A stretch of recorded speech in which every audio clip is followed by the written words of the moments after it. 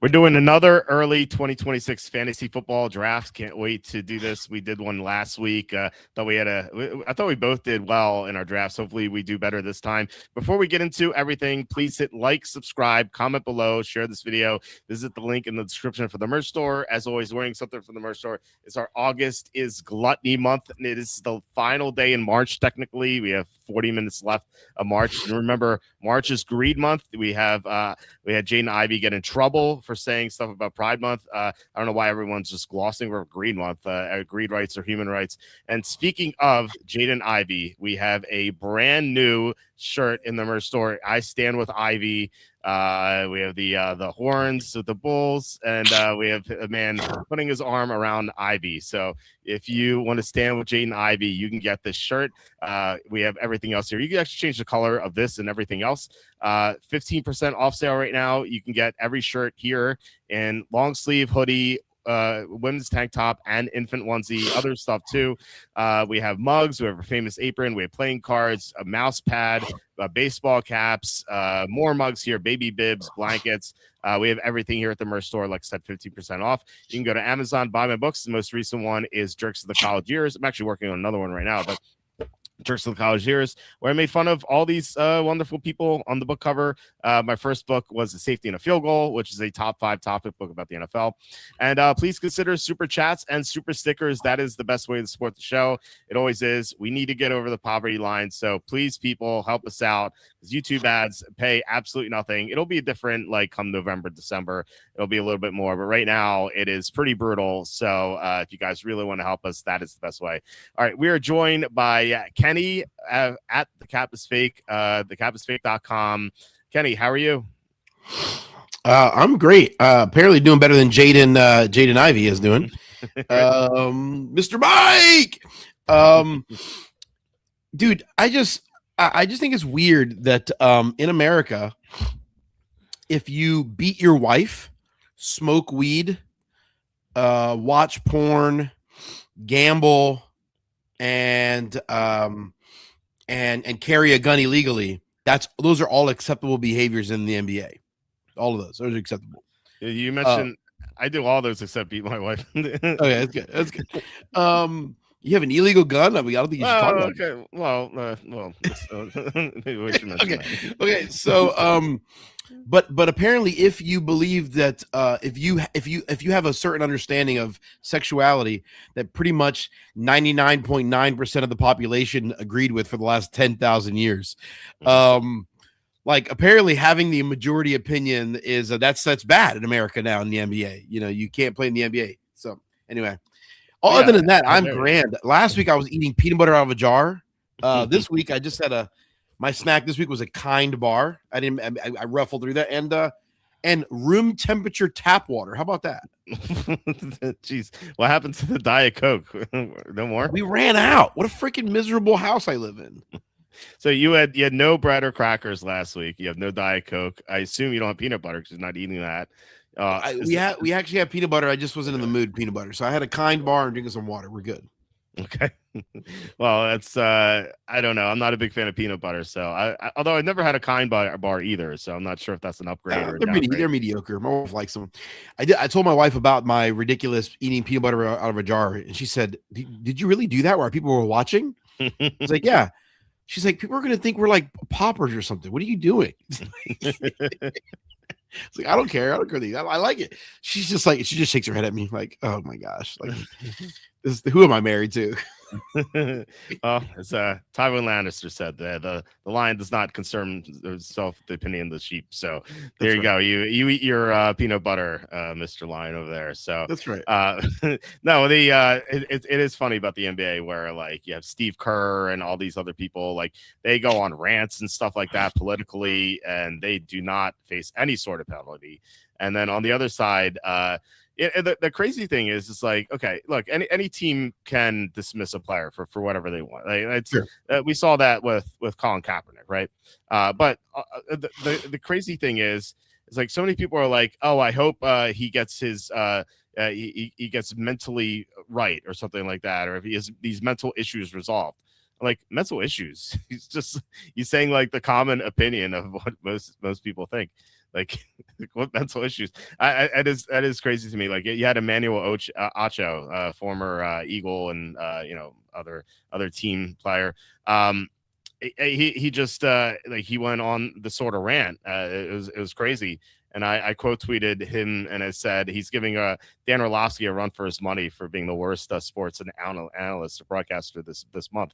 The reaction to it is just terrible. Although I give Patrick Williams some credit. He's a former teammate of Ivy's, and he said something like, "Oh, if you're gonna cut him, you might as well just cut me because I feel the same way."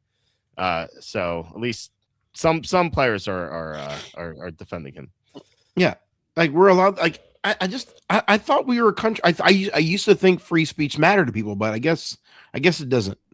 Yeah, well, you can't go to jail for it, but you can get caught. And like you said, there have been players who beat their wives and do other horrible things, and they keep their jobs. But Jaden Ivey does not because he disagrees with something. But yeah. Patrick said, just paid my gambling taxes for the first year. Must remind everyone taxation is theft. Taxation is definitely theft. It's legalized theft. It's horrible. I actually just saw my accountant on Sunday. I was telling Kenny before we started recording. Actually, I got a tax refund. That's the good news. The bad news is I got a refund because I paid way too much ahead of time. And so they stole the money from me, and they're giving a little bit back. Very nice of them to do that. So, you gave the loan interest. You gave the government an interest-free loan. You're very kind. Well, the good news is that they'll put it to good use. I'm sure. I trust whatever they're going to do with my money. Nothing nefarious, nothing crazy is going to happen with it. So. Oh, I mean, I guess when you say trust mean like, I mean, I know, I trust what they will do. Like meaning like I trust that I know what they will do. Like, and that is wasted. So yeah, I trust that you will waste it. Yes. Yeah. Well, I heard that like people assume like whenever you say like, oh, we don't need federal income tax, the most common response is like, don't you like your roads and bridges? I'm like, well, first of all, they already exist. Okay, and second, the federal income tax money does not go to those things. It goes to paying the debt on our national or the interest on our national debt. That's what it goes toward. And so how about we just don't print any more money, and then our debt won't go up, and then we won't have to pay interest on it. The reality is I do like roads, and there is some federal monies that go to roads. That there's a portion of that, but it's minuscule. It's minuscule in the budget. It's like, I mean, my wife loves to spend tons of money on all sorts of crazy things. We get Amazon packages, like 7 Amazon packages every day, but like, if I go to my wife, like, we got to cut back, and she's like, she counts up all the Amazon stuff she bought, and it's like, oh, she spent $400 this month. Oh, we have to cut back. Meanwhile, our mortgage is $3,000, and we went out to eat, and I spent $1,000 and going out, and $1,000 on diapers. Like, I can complain about her Amazon packages, but at the end of the day, that's not the actual issue. Like that's not going to actually solve. Like, so it's like, oh, the roads. Okay, fine, okay. Let's have money for roads. Okay, what are we going to do with the rest of let's talk about the other 99%. Like, it's just, so the bulk of our monies goes to entitlements and military. Entitlements and military makes up 85% of the federal budget. Yeah. Oh, I mean, just the federal income tax goes to the income and the interest on the on national debt. I mean, yeah, like you said, other federal money goes to the roads and stuff like that, but not from federal income tax. Yeah, the U.S. sent 41 million U.S. aid, U.S. AID. It wasn't aid. Ned Erie overthrow the president of Serbia. Yeah, Patrick, by the way, had a great interview in the Scott Horton show. Definitely worth watching. Really cool. Scott runs the Libertarian Overwatch on Substack. So definitely, it's Scott, Patrick. If you want to link it, I'll post it too. So nice, well done. Yeah, for sure. And yeah, thank you, Woodrow Wilson, for the income tax. What a guy. Well, not just income tax, the Federal Reserve, and also daylight savings time. This guy did 3 all the things that we hate. Yeah, I wish we could stay in daylight savings time, not go to standard time. Yeah, so yeah, it's, I don't know, it's so absurd, but not much, by the way, not much news this week in the NFL. From AJ Brown wasn't traded. There are very few signings. The one piece of news, and this guy is on our thumbnail, is Dalton Kincaid is going to be he's going to be limited. They're going to have a cap on his snaps all year. That they're saying. I don't know if you saw this news, but yeah, let me let's see if I can find that story. Kincaid may be managed throughout the whole season because of his knee. He declined to have the torn PCL surgically repaired, and yeah, it doesn't sound like he's going to be playing full snaps. So this sounds like one of those headlines that we should totally ignore because they turn out to be crap. Yeah, you don't think? Yeah. Well, first of all, we can ignore it because he's a tight end, and like, who cares? There are a million tight ends. You don't have to be like, oh man, now I can't take Kincaid. Like, there are like a million tight ends, so like, who cares? But yeah, I'm not. I don't know, like, if I would read too much into it, but like, if it's between Kincaid and another similar tight end, I'm just gonna take the other tight end because it's safer. That's the extent of it for me. Maybe maybe in a future show we should we should go through. Remember last summer I made a list of all the training camp headline stories, and like 90% of them were garbage. So we should go one by one at some point in the show and kind of like examine which ones we thought, which ones were good, which ones were not. That would be cool. I would like to do that because there are a lot of nonsense stories. I just feel like these writers just don't have anything to write about, and so or they're trying to get clicks. Right. And that's what it is. So I mean, I get it. I totally get it. I mean, I totally get it. It's it's a dead site. You're trying to get you're when you're a sports writer, you're up. Your editor is telling you, listen, you got to come up with content that people are going to click on and consume. Making much of the 20th best tight end in the league's potential snap count. He's going to get 12 snaps per game rather than 14. I mean, like, you're just trying to get some action. I get it. I don't blame the guys in that situation. So it's like Judith Miller writing about Iraq WMDs. Kenny, I would love a good debunking article about the NFL. That'd be awesome. Yeah, we'll have to do a show about that sometime soon. I don't know when you could get that ready. But yeah, there is an article. I mean, the article I wrote last summer of like why you shouldn't believe beat writers. That article is on the website. So, I did. You can someone go read that, and yeah, maybe we'll plan that another time to go through that. Yeah, that'd be cool. I love this thumbnail. Like, he's on crutches, but he also has a head, like a bandage on his head for some reason. I love that is actually what I asked ChatGPT, so I can't be mad about it. So, what's your IG? Is that Instagram?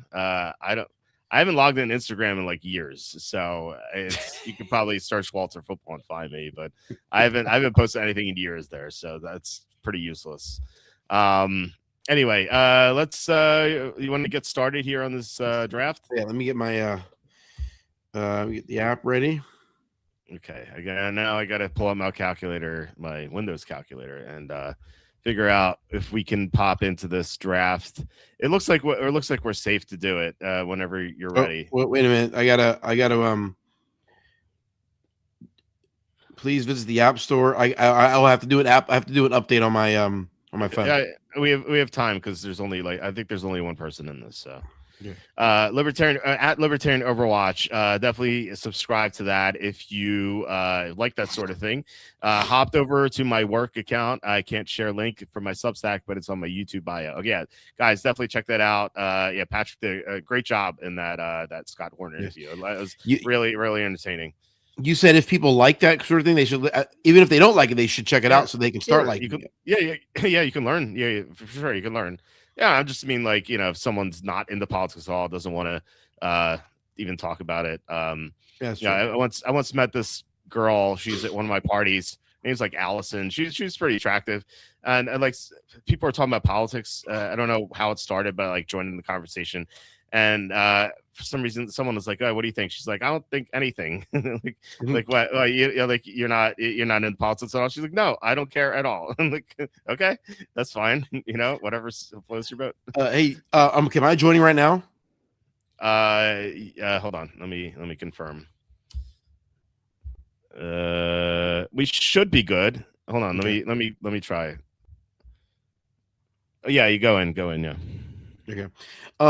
Yeah, the beautiful thing, like one of the things about freedom is that you have a choice to care or not care. Yeah, You know. that's true. Um, Yeah. Although I remember that was I met. before, sorry, that was like 20 years ago. So, well, 15 years ago. I wonder if she still feels Yeah. the same. What are you saying? I remember I met someone in my early 20s. This is over 20 years ago.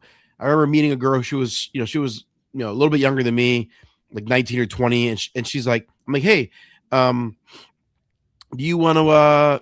We had a question about, hey, why do you care about politics or not? And she was just like, well, I'm trying to learn. I'm reading a lot. So she didn't vote in that election, whenever it was the election. I think, I can't remember what year it was. She's like, I'm not going to vote because I'm not sure. I don't feel like I'm educated enough yet, and I don't think That's it's good. right for me to vote Yeah. without actually know what I'm talking about. Mhm. And she's like, but I think I'm close. And I was like, that's it. I was like, part of me was like, I think you're overthinking it, girl. But the other part of me kind of respected that. Yeah. You really, she was really taking it very seriously. I appreciate that. I one thing I hate the most, this guy I make fun of all the time. So we went to high school with him. He one year, it was like probably 2015, 16, something like that. Like he posted on Facebook, he's like, make sure you go out and vote no matter what. And I'm like, no matter what? Like, what if you don't know what you're voting for? that's like the worst thing you could do is be an uninformed voter. Like, yeah, you should not vote if you don't know what you're voting on. Like, or if you want to vote, get educated. Like, read up on what these politicians are offering, and read up on everything. Read up on their parties, and get educated, and then vote. But like, don't go, oh, I'm just going to vote randomly. Like, that's the worst thing you could possibly do. Yeah. So anyway, Agreed. it's a good background. Writing Belarus in 2006 as this podcast plays and listening to a French documentary discussing U.S. influence these elections. John McCain is a prominent figure. Yeah, you guys mentioned him on the show. I mean, you were talking about regime changes on that episode. It reads like stories almost than politics. Honestly, youth groups and the connections between them is all super interesting to learn about. Yeah, a lot of crazy stuff for sure. You don't realize how crazy this whole thing is, and I don't know. Do you have 9 out of 12 just to corroborate that we're on the same? Okay, all right, we're on the Or I same got area. 8 out of 12. Get 8 out of 12. Maybe someone dropped out. Let's look. I'm still seeing 9 out of 12. Okay, maybe I just. Can you refresh and see if it's 9 out of 12? Hope it's. Yeah, $10, right? $2.50. Yeah. Yep. What does it say? Yeah, mine still says. Now it says 9. Okay. So 9 out of 12. If anyone wants to join, if anyone watching wants to join. Yeah, you guys got a few minutes maybe to pop in. There was this other girl I met right around the same time. It was my sister. Well, I mean, she's married now. She was engaged to someone else back then, and this guy Brad, his cousin, this girl, like, she was very attractive, and I met her at his party. It's like July 4th party, and I was like trying to break the ice here, I was like, hey, like, just like, hey, what's your name? Blah blah blah. I'm like, hey, what do you do? She's like, I don't do anything. I'm like what do you mean you don't work? She's, no, I don't do anything. I'm like, oh, okay. I wonder if she still does nothing. Must be nice. I know. I always remember that. Like whenever I hear someone say, "What do you do?" I want to just say, "I don't do anything." Just like sit there in a room and just stare at the wall like Jay Cutler. Well, I guess that is something, just staring at a wall is something. Like, how do you not do anything? My wife is a stay-at-home mom, and she is like the busiest person I know. Like, just oh my gosh, she does so much for our family. It's like you're just like taking care of. I mean, keeping 3 little ones alive is obviously top priority. Even one is hard. You're just like, yeah. So it's like feeding, changing, napping, driving, dropping off the oldest one at pre-K for 3 hours. Then they go to the pool, and she's laundry, cleaning. So anyway, yeah, it's a lot. It is. Well done, well done, Kenny's wife. Yeah, good job. It is. Yeah, it is. It's a lot, especially when you get multiple kids, and that's crazy. We have two. You have three. That seems so difficult to me. Having like two is really tough too, and we don't have anyone as young as your third. Like my daughter just got potty trained, which I'm shocked at how fast she got potty trained. Like, Nice.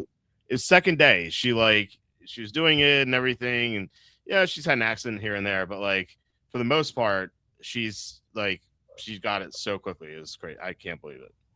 But that's great. Yeah. So we have around 50 seconds left. Where are we drafting? Let's see. I'm drafting 12. You're number 2. I'm number 12. I was number 2 last week. So we're you're nowhere near each other. Wow. I know. You were 3 and I was 2. Now I'm 12 and you're 2.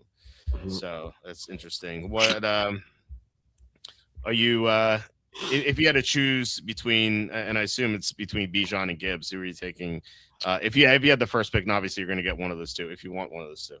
Yeah, Bijan would be my first. But I think you can make a good case for Gibbs. I think. Yeah, I don't think Gibbs is I don't think there's a wrong answer. I think you can go either way. Yeah, I think. Oh man, I don't update my DraftKings thing too. So I said last week I think I'd go Gibbs, but I thought about it, and I'm currently in the process of updating my fantasy rankings, which it'll probably be done, if not tonight, then tomorrow. And I couldn't mock I couldn't slot Gibbs over Bijan. I still had Bijan there at number 1. And I think a big thing is the Algier his movement to Arizona. Now I know they signed Brian Robinson Jr., but like Algier was used so much at the goal line that I think that Bijan's going to get those touchdowns this year. Yeah, over Robinson. I think they're both great. I know people could argue that Gibbs, is going to have, without David Montgomery there. But yeah, I just Bijan, I think Bijan's going to, at some point in his career, he's going to have the monster year. He's going to have the 1,800 yards, 17 touchdown season at some point. Yeah, I agree with that. Yeah. Or the more, maybe he's got the Barkley year, the 2,000 yards and 20 touchdowns, like whatever. Like, I don't know if anyone ever has that in them, but at this stage, you never know. It's so hard to predict that. But the monster year where he's the clear-cut running back number 1. I mean, he had a good year last year, but I still think there's more with Bijan. I think the ceiling. I mean, you can say the same with Gibbs too, right? I mean, I think Bijan just a slightly more special talent. I agree with that, and he went ahead of Gibbs in that same draft. So you can argue that Atlanta thought that as well, but. I mean, Gibbs was a monster at the end of last year when Dan Campbell took over the play calling. Montgomery's workload diminished, and now he's gone. So, Pacheco can get some carries here and there, but like he's not going to take a lot away from Gibbs. Gibbs, I think is going to have a great year. And as we pointed out, like Gibbs has such an easy schedule this year, and like, yeah, sure, you don't really know for sure how these teams are going to do, but like. We know some of these teams are just going to be sninkers. They're perennial garbage teams, and so I think that Gibbs has a chance to be the number 1. I mean, obviously, it's a great chance to be the number 1 fantasy guy over Bijan, but I think it's definitely between those two. All right, so I'm up. I'm going to take 2 running backs here because don't really see a receiver I love. They're not like bad options, but. I'm going to go. I wanted Achane. He's gone. I'm going to go James Cook and I'll go Ashton Genty. The Raiders got their upgraded center, Tyler Linderbaum, and I expect them to add more to their offensive line. And then James Cook just had such a big year last year. Maybe he takes a bit of a step back, but I suspect Buffalo's going to be great again, and so Cook can have another great year. What do you think about those picks? Yeah, I mean, I think you could argue on like the philosophy of like, is this a spot to take receiver? Um, I love Cook. I owned him a bunch last year. I still don't know about Genty. I mean, I think this is the right place where he's being taken, but I just Mhm. um I'm just not sure. I believe in the offense. I'm not sure. I'm not sure the player's great. He might be. So I'm a little bit. So I think Genty has he has a really high ceiling because we know that because the pedigree, but man, he's got a really low floor too. So it's a boom bust type pick in my mind. Um, and I don't know that I love that in the second round, but hey, you can. I mean, it doesn't. It's a philosophy thing, not necessarily a right or wrong. Well, I agree that like running back receiver is optimal because then you don't get stuck. Like I can't go quad running back to start. That'd be foolish. But like, which receiver would you have taken there? Like Drake London or Neighbors? Because those are the two guys who went. And then you're maybe up, so maybe you think something different. So you're up right now. All right, I got man, there's several really good running backs here that I really like, and I can't pass up. And so yeah, I'm gonna go Chase Brown. I love Chase Brown, and I just feel like other people are down on him. I don't know. I see a lot of people saying that he's not worthy of a second round pick, and I'm just surprised by that. But anyway, you were saying who would have I gone with there in that spot? You're up again. Up again here. All right, so yeah, there's just no receivers I love here. I'm just gonna go running back again. Yeah, so I'm saying that like it's not round 2 is not great for receiver. I probably should have gone Nico Collins there. And now if I do it over again, I would go Nico and then come back with either Josh Jacobs or Chase Brown, whichever was left over. Yeah, makes sense. So do you want to like, who would you take in if you're going to go receiver 201? I probably would go London. Okay. Yeah. Okay. Yeah. That London's a fine pick there. I just think that Genty has so much upside, and his floor, I think in standard leagues, I think is low. But remember how many passes he caught late in the year, and this is PPR. So he caught. Let's see. It was like the middle of the season. He started catching a lot. So I think week 9, 5. Well, let me make sure that's the right column. So 5, 3, 6, 8, 6, 2, 4, 1, 2, 3. And some of these late games were with backup quarterbacks. So it seemed like he's catching more passes, especially after they traded Jacoby Myers. And they really haven't done much at receiver. They signed Jalen Naylor. Like who's that? So Brock Bowers is their receiver, their number one receiver, right? Right. But Genty feels like is their number 2 receiving option at the moment. They're going to draft people, obviously, but I think in PPR, I think he has a higher floor than much higher floor than standard. And I do like that they added Linderbaum. I think that's gonna be a nice blocking person for him. So surprised Josh Allen is still on the board. I'm not gonna take him. But it's usually never mind. He's usually like gone by like the end of the second. Yeah. So I'm gonna be up in 1 pick here, and let's see, you can go running back receiver. Let's see who's here at receiver.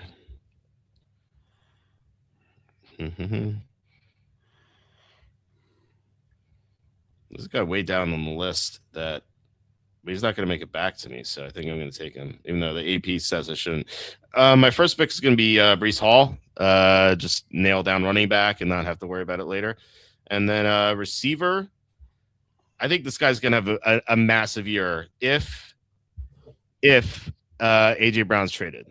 Now, if AJ Brown's not traded, then this pick is not a little too early there. But AJ Brown, I think AJ Brown's going to be traded after June 1, and so Devontae Smith, I just think it's going to have a monster year.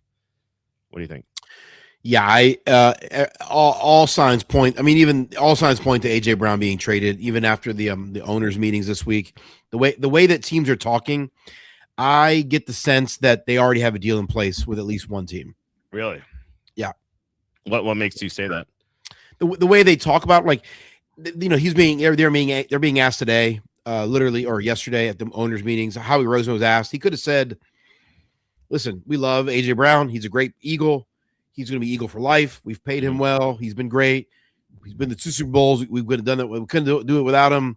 We're not trading AJ Brown." Like he could say that. Instead, he says, "Listen, we're in the market. We don't like giving away good players, and AJ Brown's a good player. He's a great player, and we're in the business of keeping great players, and we're thankful. And you never know what's going to happen.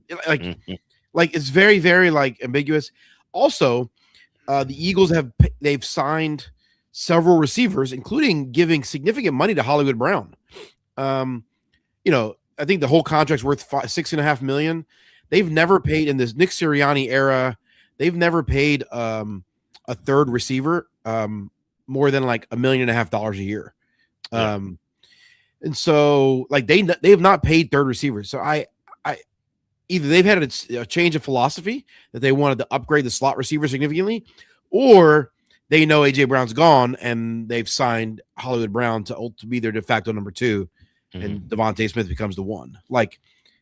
And they signed Elijah Moore, who's not great, but I think they're just saying, okay, we're going to need depth once we trade away AJ. So the way they're talking and the way they're handling the team, they're also clearing.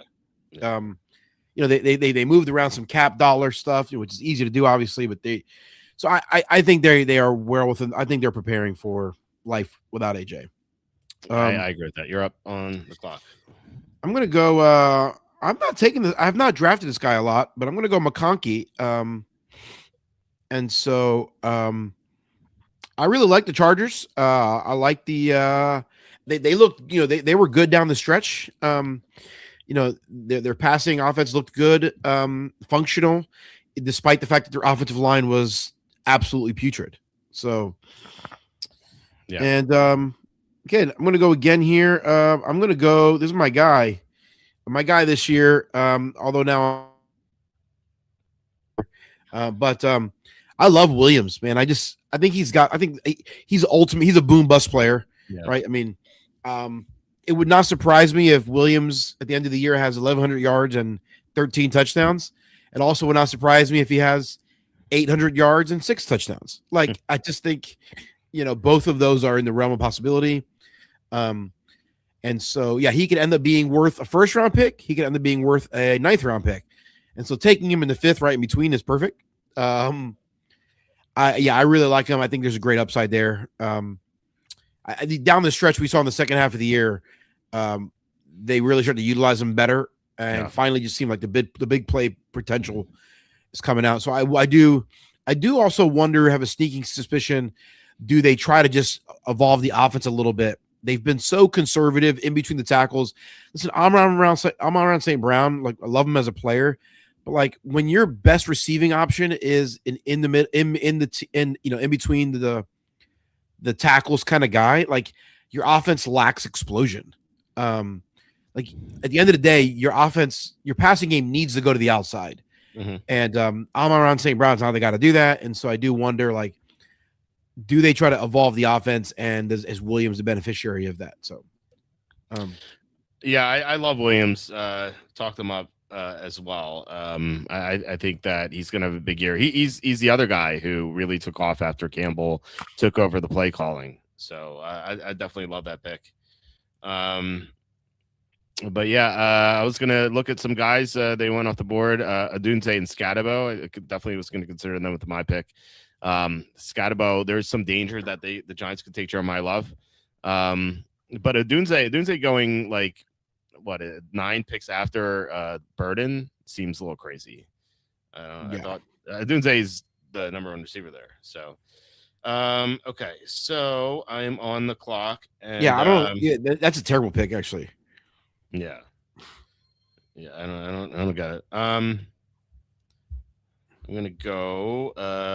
Let's see if there's any running backs I like.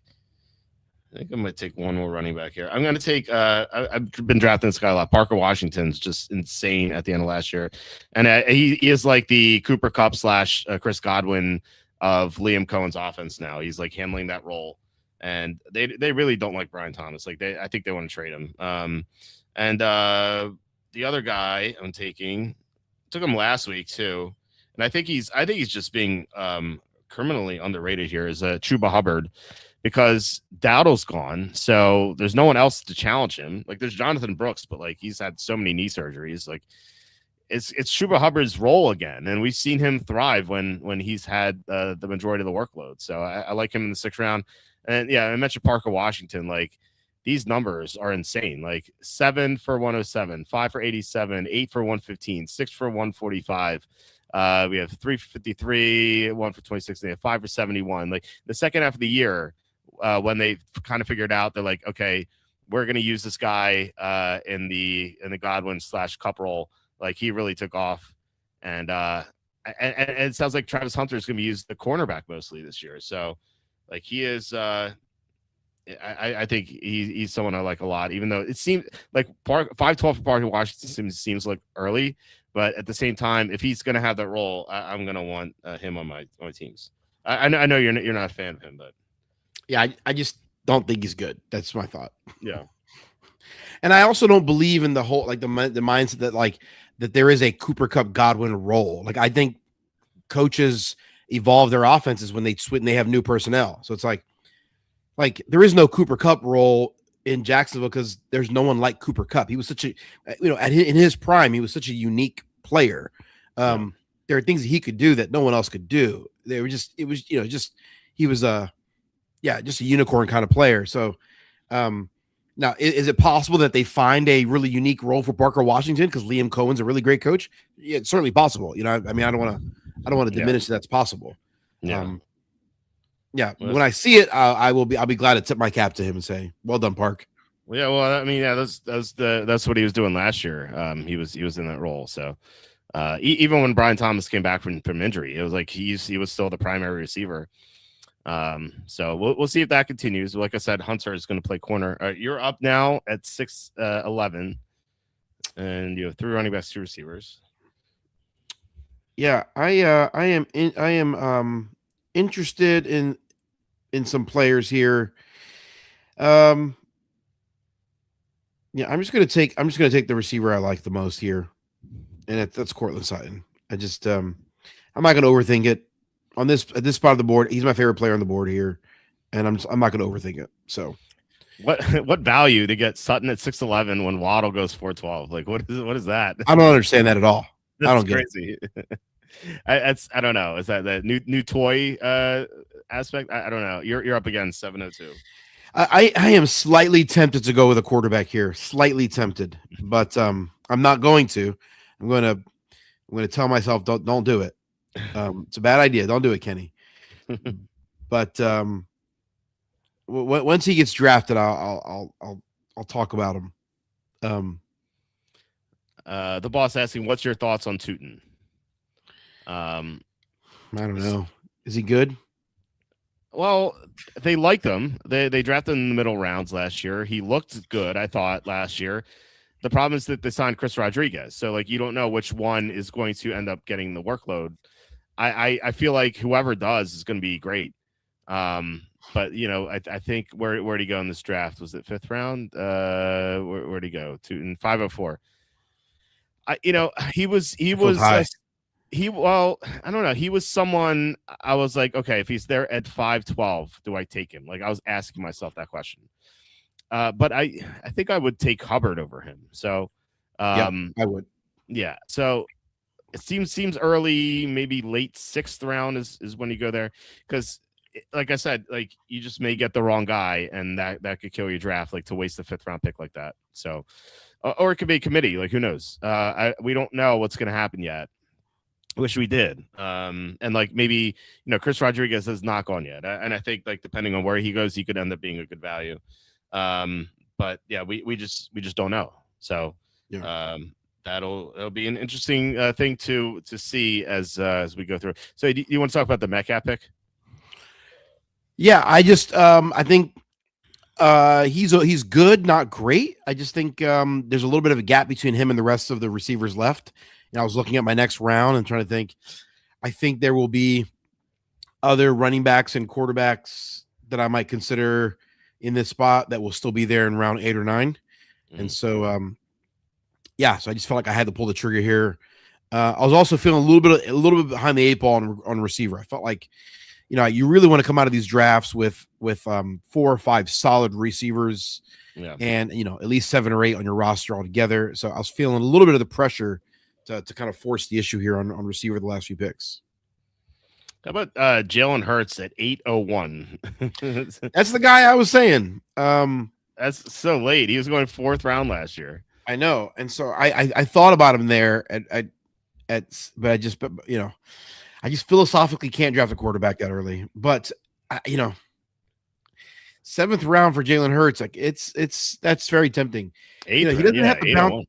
Yeah, he doesn't. He doesn't have to bounce back much for him to overshoot that value, right? Like, so I mean, his floor is almost 7th or 8th round value. If he has any sort of upside, his upside is being QB1. Yeah, I mean he might run more with AJ Brown traded, and plus I had Devontae Smith, so I can stack him. Yeah, I mean this isn't what we're used to in the past, but still, like 24, 11, 30, 19, 19, 21, 27, 25, 13, 14, 30, 18. He had a 5 in there. That was that horrible 4 interception game. The 22, 19, 8, and 12. So, yeah, definitely a down year, but that definitely exceeds. If he does that again, like that's definitely going to hit 8th round value. So, I'm happy with him as my first quarterback. I also took Wan'Dale Robinson because he's going to be the clear-cut number 1 receiver in Tennessee. Is that a good thing?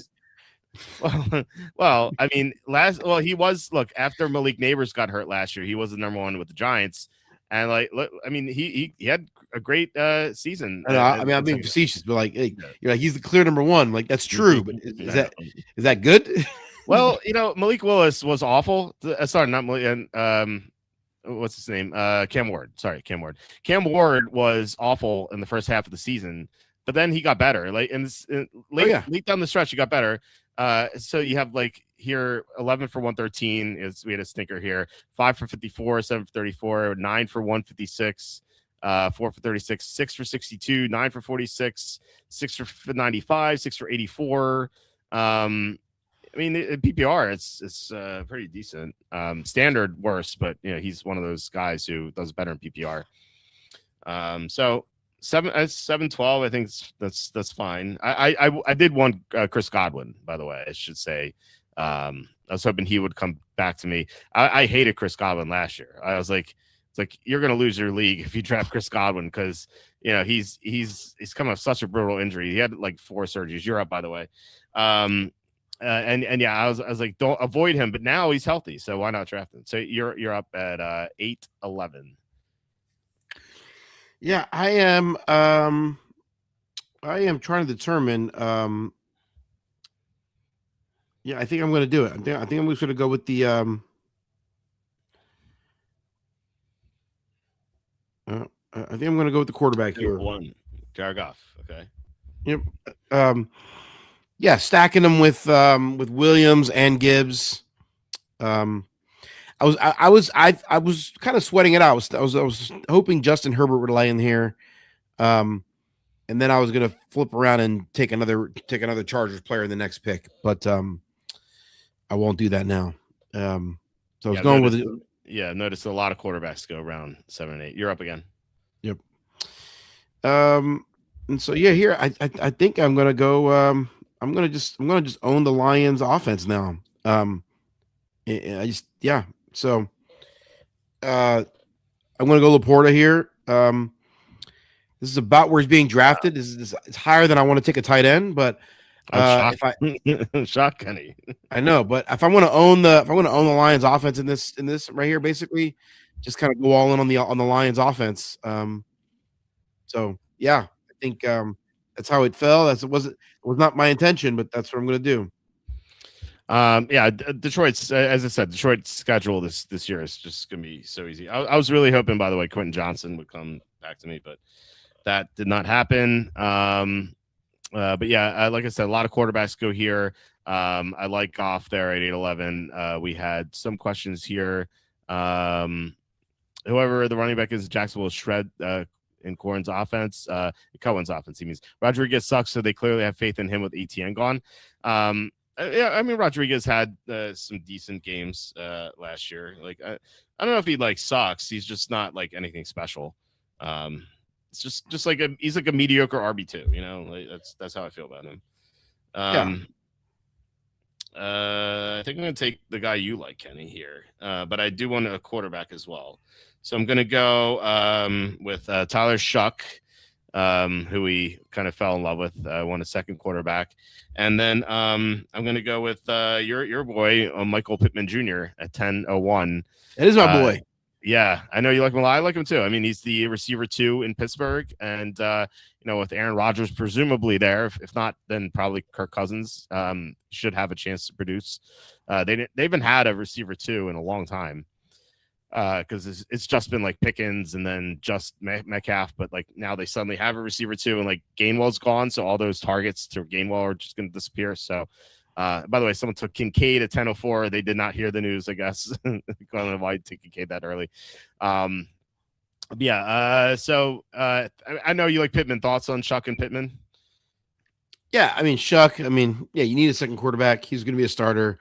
I think Pittman's good. I actually thought about him in 9-2. I had Metcalf already, and I did not want to go all in on the Steelers offense. It's not good enough to feel like I want to go all in on that. So. I passed on Pittman, but I just think he's a criminally underrated player. Yeah, I agree. I'm kind of shocked that the Colts just got rid of him for nothing. I mean, I don't get it. Yeah. They didn't get anything back, so that's pretty bad. Tony Pollard, by the way, here going 10:09. There's a really good chance Jeremiah Love goes to the Titans, so just be careful. You're up at 10:11. I feel like I need some depth of running back, but there's just no running backs here that I love. So yeah. So I'm just gonna take a receiver that I love. I love Jalen Coker here. Jalen Coker looked good down the stretch. I think he's got a chance to be like a legit contributor. So I like him a lot. It's definitely better than Leggett. Well, yeah. Well, that's not exactly a high standard though. Well, I'm just saying that like you're competing with Leggett for Coker. Like Coker should be ahead of Leggett in the target chain, Yeah. But you're up again at 11:02. And yeah, I'm gonna keep stacking my receiver core here. With Shakur. Khalil Shakur has dropped an ADP over the last few weeks, and I don't. More, yeah. But it feels a little bit like an overreaction. Like the offense is going to be good. They're going to like. I don't know. Like, I mean. I don't know. So I'm getting what I got him here. What round is this? Did I get him here? 11-2. Yeah, 11 round. I mean, he was. I mean, the earliest round I saw him go like 7th round a couple times, 6th round a couple times. Yeah, I saw him. Yeah. And then he kind of even before the Moore trade, he kind of trended a little bit downward. 8th round, 9th round. And the Moore, 11th round is just ridiculous. He's not going to produce that much less, guys. Like the idea that he probably was being drafted in the 7th round was overdrafted probably. Mm-hmm. But he's worth an 8th or 9th round pick. So yeah, I just sort of surprised.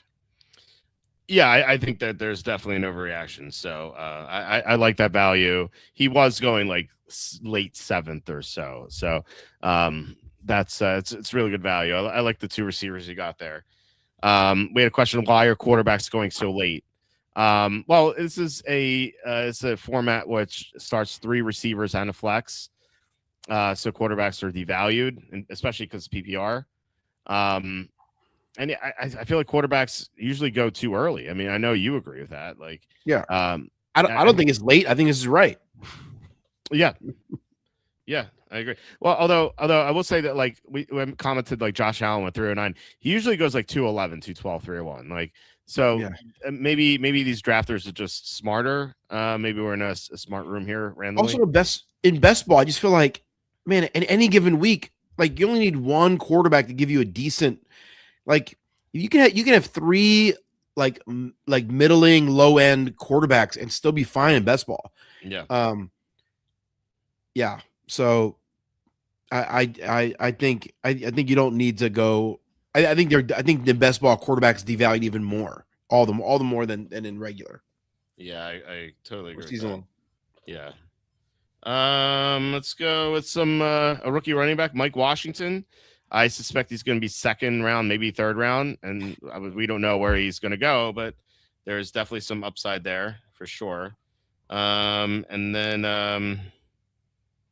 with my next pick, what am I doing here? I don't know. There's some receivers I like still. Let's go with the quarterbacks. There aren't that many left, and you need three. You need three in this format. For anyone who's like listening for the first time, this is best ball. You don't get to choose your starters. If and you can't pick anyone up. So if one of your quarterbacks goes down, you have two left, and if one is on a bye, you have one left. And if he has a stinker, well, let's just say if you only have two quarterbacks, one gets hurt, one's on a bye, you get a zero at the highest scoring position. Like you need three. Like that is the bare minimum.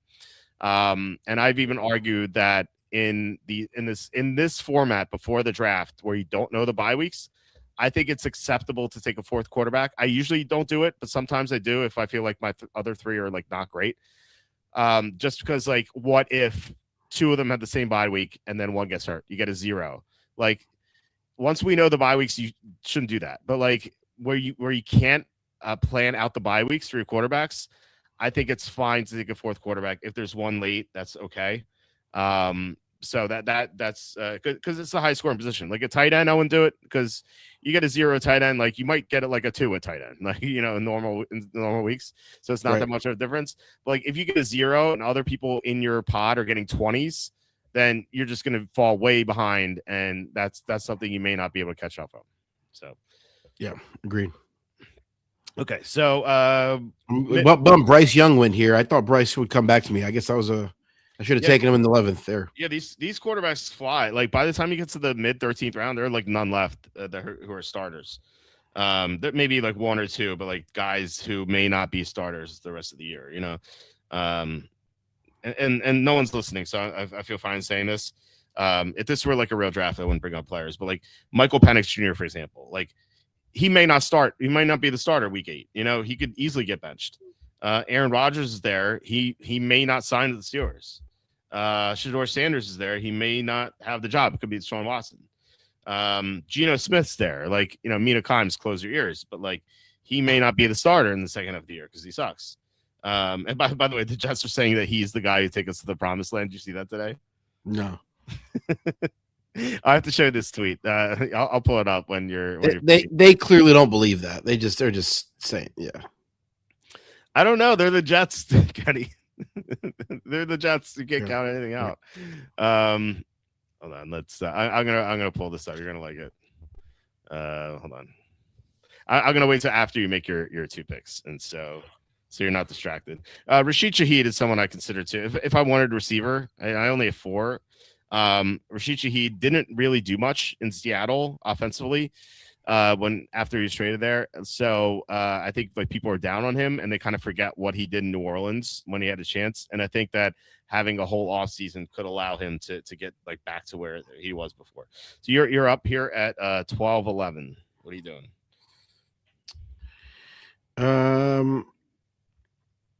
It kind of let's go. I really like Woody Marks. I think he's a good player. And I think people are assuming he was getting drafted several rounds earlier than this. He was like 9th, 10th round pick. I thought that was decent value there. Like people are just assuming, I think, that David Montgomery's going to take the primary ball carrier. But like I think Marks is a good player. I can't imagine that he's just going to just get nothing. So I'm excited about it. Yeah, I think Marks will be mixed in. I don't think he's going away. He looked good last year. It wasn't like amazing, but he was. I think he was much better than people expected. And so you're up at 1302 right now. Yeah. See, this I put myself in a bind here with quarterback. I've got Goff and like okay, I'm just gonna like not. So now I have to just project, right? Like, but even in that spot, it's garbage. Yeah. So I'm not going to do it. I'm just going to take a Jonah Coleman. He's projected to be a day 2 pick, right? Ish, yeah, round 3 maybe, yeah. Yeah. So I'm just taking flyers now on a rookie running back here. I have no idea if he's good. I'm just taking a shot. Yeah, I mean, no one knows that these guys are good. If we knew, like people draft us all the time, Here we go. Here's the tweet that I'll pull up. if it decides to load. Okay, so the Jets said head coach Aaron Glenn on Geno Smith. He's the guy that's going to lead us to the promised land. And then I did this.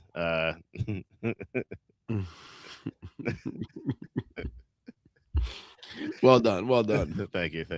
All right, back to the draft. Little AI. Oh yeah, it took 2 seconds too. AI's gotten so much better. It's crazy.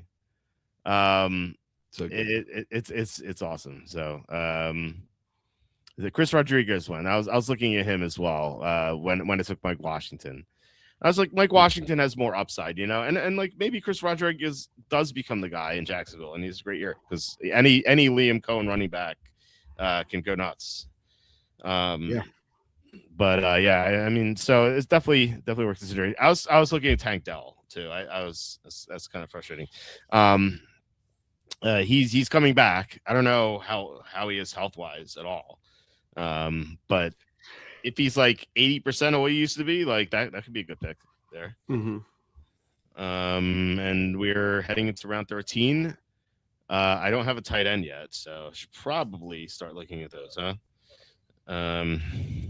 We'll see. But as we said last week, and pointed out last week, there are a lot of good tight ends here in this area. So I'm perfectly fine waiting. Jacoby Brissett goes, who's kind of interesting, except that Arizona is probably going to draft Ty Simpson. So I'm up right now. There's an interesting running back on the board, but I need a receiver. I need a fifth one. I'm going to take Brandon Ayuk.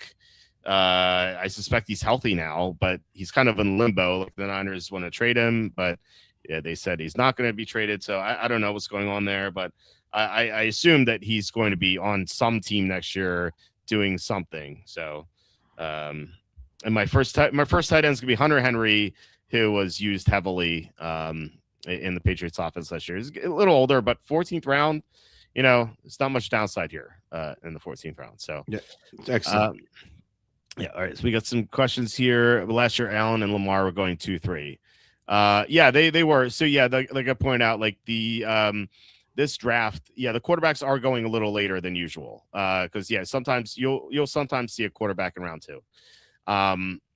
But I guess we just got put into a smart pod, I think. Although there have been some sketchy picks, like this Rashee Rice at 305, like he could be in prison. I don't really question that one. And we talked about Jalen Waddle 412. But like overall, I don't really see like too many bad picks here. Like, nothing really. Does anything like stand out to you as being like terrible outside of those few picks? No, not yet. I really don't see anything that bad. I really don't. I don't think so. No, nothing totally. I mean, I disagree with picks, but nothing egregious. Right. Yeah. So yeah, I think this is a smart pot. I think that's what it came down to. Will Lamar be in there as a QB or running back? Will he be the running back? I don't know. We'll see. We'll see if he does some more running this year. I don't know. Well, I actually the Ravens schedule is actually pretty favorable, so I like them this year. What was your best finish in underdog last year? Well, zero. I didn't play underdog. I played DraftKings. I don't like the people who run underdog. I just not a fan of them. So I just don't use their app. So I just use DraftKings. My best finish. Well, in the playoff best ball, I finished, I think 11th. No, it was 11th place in the Super Bowl. And nice. I don't know if I don't know if I could have done this, but I assume I had, and you're up. I assume with my last pick, I had a choice between Rashid Shaheed and what's his name, Mac Hollins, because it was a Seahawks Patriots stack. And I took Shaheed. If I had taken Mac Hollins, I think I would have tied for first or won the whole thing. And I don't know if Hollins is available, but I assume he was. It's not like he was getting taken that much. Yeah. But I did take Hollins in a bunch of drafts, so it's not like he wasn't completely off my mind. But I did take Shaheed with my last pick, and I really do wonder if I had that choice, because that would have been a big difference in money, like a huge difference. So anyway, you took Penix and Schultz. So want to talk about them? Yeah, I think Penix is the starter, and I don't think he's going to get benched. I think Tua's done. I have zero confidence in Tua. Now, could Pen could Penix just suck? Like, sure, that's possible. Yeah. Um, Yes. but I'm not concerned about. In fact, I'm excited that Tua's there because I think it's getting us Penix at a value. I agree with everything you said. I think that Tua is done, but I also think Penix could suck and get benched too. Yeah, So, but both things could be possible. that's right. They're not mutually exclusive. Right. And then Penix has some Schultz bad games. I desperately need a new tight. I desperately need a second tight end that's Mm-hmm. viable, and Schultz is it. Schultz is a fine pick there. There are a lot of good tight ends. AJ Barner just went. He's great at 1409. Hawkinson, I was going to take him if he was available at 1505. So on the previous round, Juwan Johnson, I was going to draft him if he was available over Henry because of the stacking. Brenton Strange, fantastic pick at 1306. Chiggy Bang Bang at 1301 is good. Like these round 13 onward tight ends, they come with such great value. And so there's just no reason to draft tight end early. Like, unless you get like we talked about last week, like you get like Bowers in round 4 or 5, then like sure, like that's great value. But like Right. these tight ends are just amazing value. Just take them. Okay, so I am gonna be up. I think I'm taking 2 tight ends. Nothing really stands out to me otherwise. I'm not. ADP says Jerry Jeudy is the best receiver on the board. I'm not like dying to take him. So and I need 2 more tight ends anyway because like if I wait, I may not get anyone I want. Although there is a sleeper tight end I love. Although he's not guaranteed to hold the job. So man, you know what? Maybe I should wait on that guy. But then again, there's like no one left. Like anyway. So like, what am I waiting on? Yeah, nothing really stands out to me. I'm just gonna take 2 tight ends and see what happens. I'm gonna take Kate Otten and I'm gonna take Gunnar Helm. Kate Otten, everyone knows who he is. Like I think he's another one of these good tight ends. Parkinson went at 1508. I was considering him. Otten with Mike Evans gone could have more production. And then Gunnar Helm, he's an athletic guy. He really didn't do all that much last year. He had a few good games, but he was held back because Chiggy was there. Chig is now in Washington, so Gunnar Helm is the main tight end in Tennessee, and I'm stacking him with Cam Ward. So I like this. I like this pick at 1601. Yeah, you got Wandell as well. Yeah, Wandale Cam, and I got Tennessee's offense cornered. Who's going to stop me? Well done.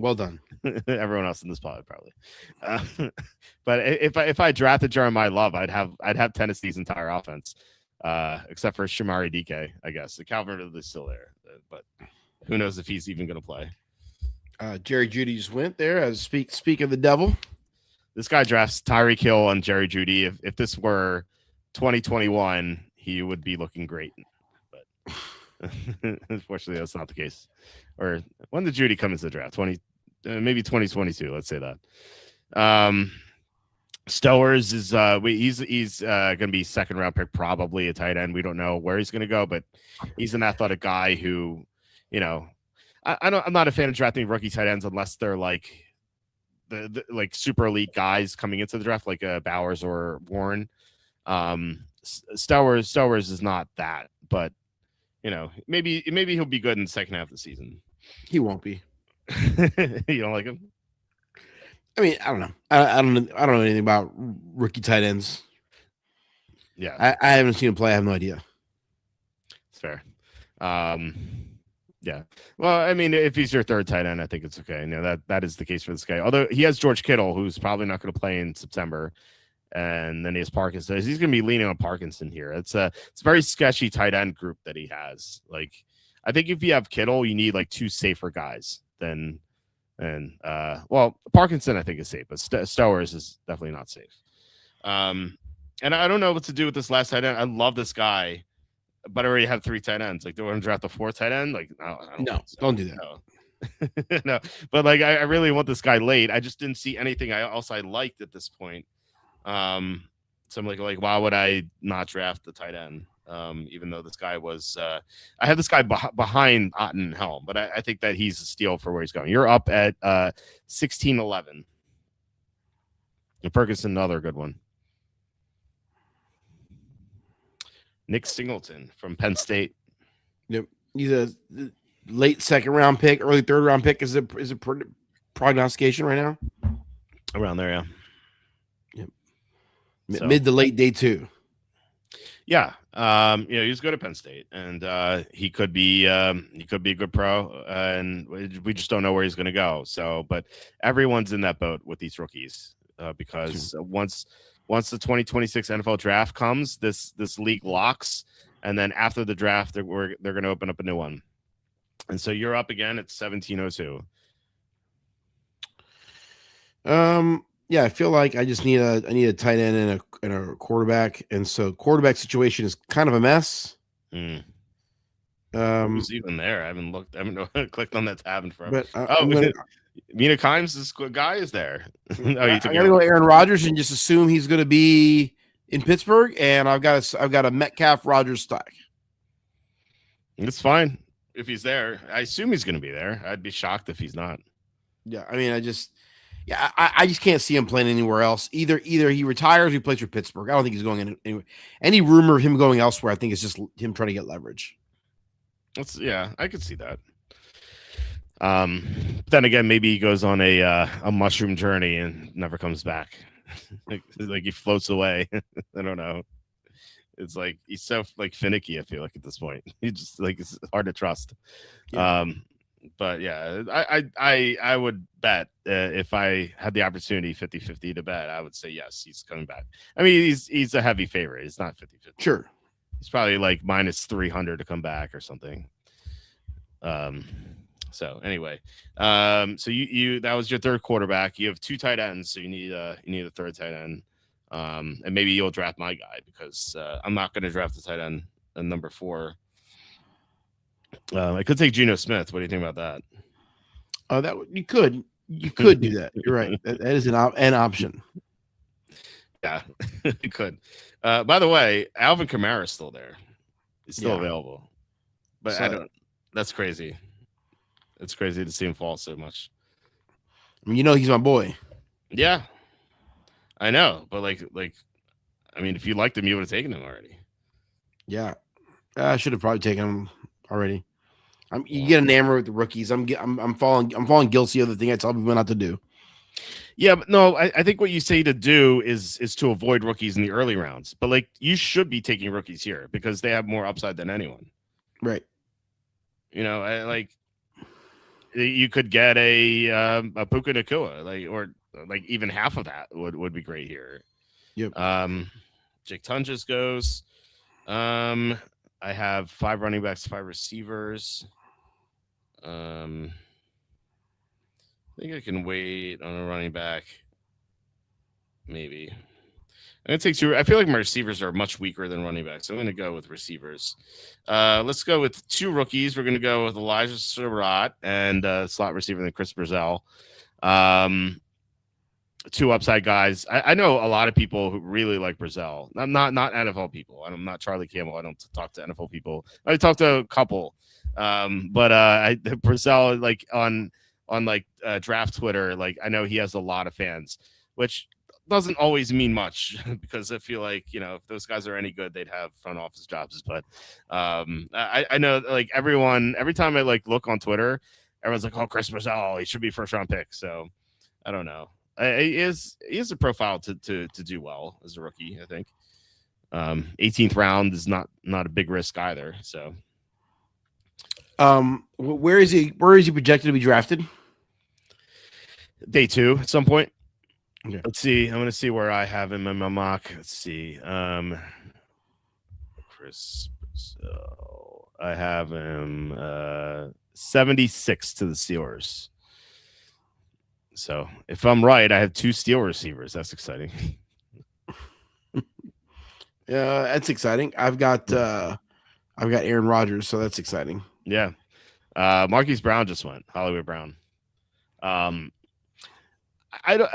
I know that the Eagles paid him a lot of money. I don't know what they were looking at last year. Like he did nothing with Mahomes. Yeah. Like that's very strange. I mean, I think they're projecting. Yeah. Yeah, I guess. Projecting what though? You're up at 18-11. I can't not take him at this point. It's just so I just can't believe where he's at. I mean, it's crazy. The 215th pick of the draft, I have to take Alvin Kamara there. Yeah. What do you think is his fate this year? Like what happens? He's a rotational player and has a few really big weeks. He'll have 1 week where he has 10 carries for 3 touchdowns, and then the next week he has 8 carries for 18 yards and nothing. Like I just think he's going to be an inconsistent rotational player. Yeah. What if ATN just really sucks and Kamara holds that job? I mean, it's certainly within our possibility. Yeah.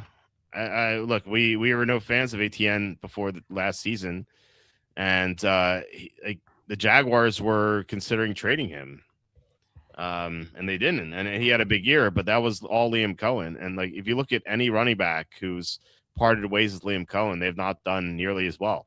Like Kyron Williams had a drop off. He's still good. He's had a drop off.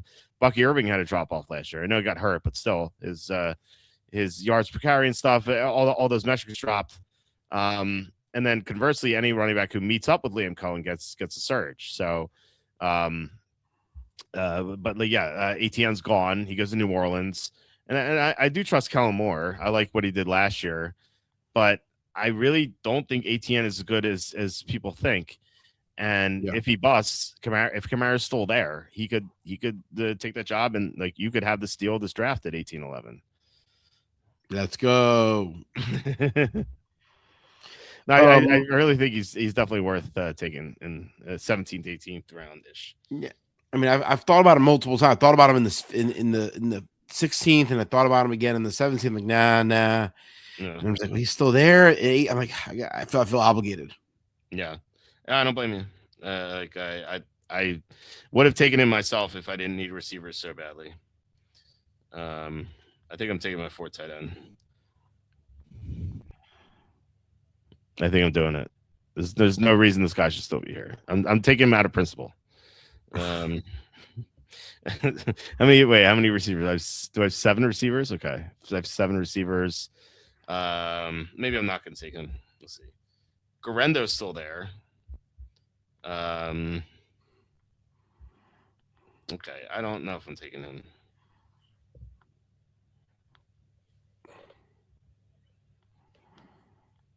Let's see.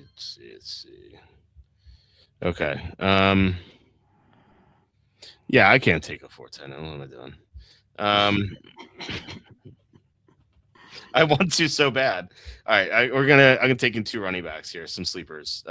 First of all, George Holani, because Zach Charbonnet's injured, and everyone thinks they're gonna take a running back, but what if they don't? Like Dallas, everyone thought Dallas would take a running back 2 years ago. They did not. Like, what if they don't like any of the running backs on the board? They pass them, and like Holani's the only healthy running back they have. Like, that's fine. And then Damon Claiborne, who's he is a little on the small side, but he catches a lot of passes, and that's good in DraftKings. So I think Claiborne should be going way earlier than 2001. I think he's going to be a 3rd round pick.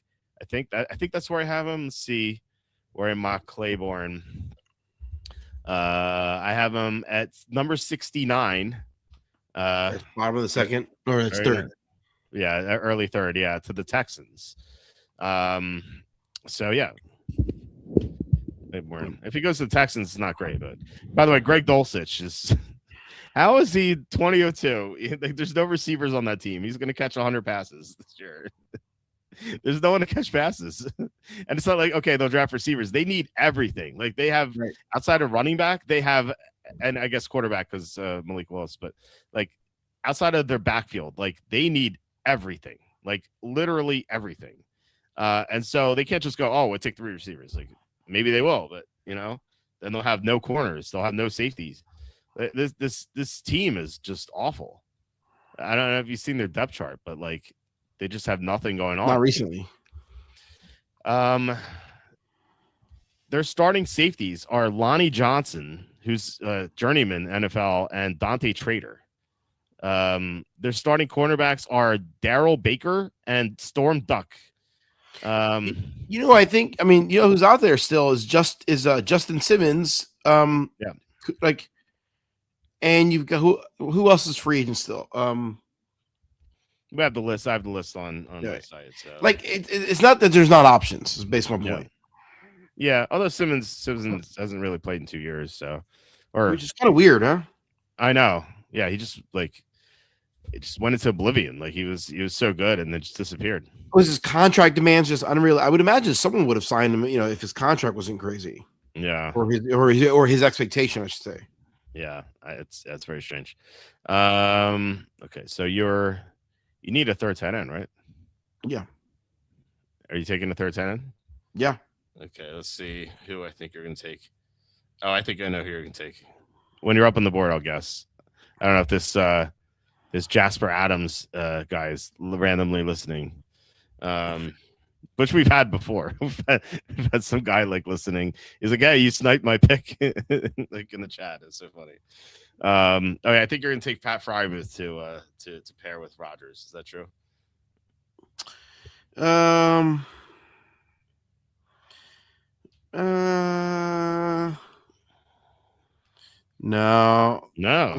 Okay, sounds good. I talked into it.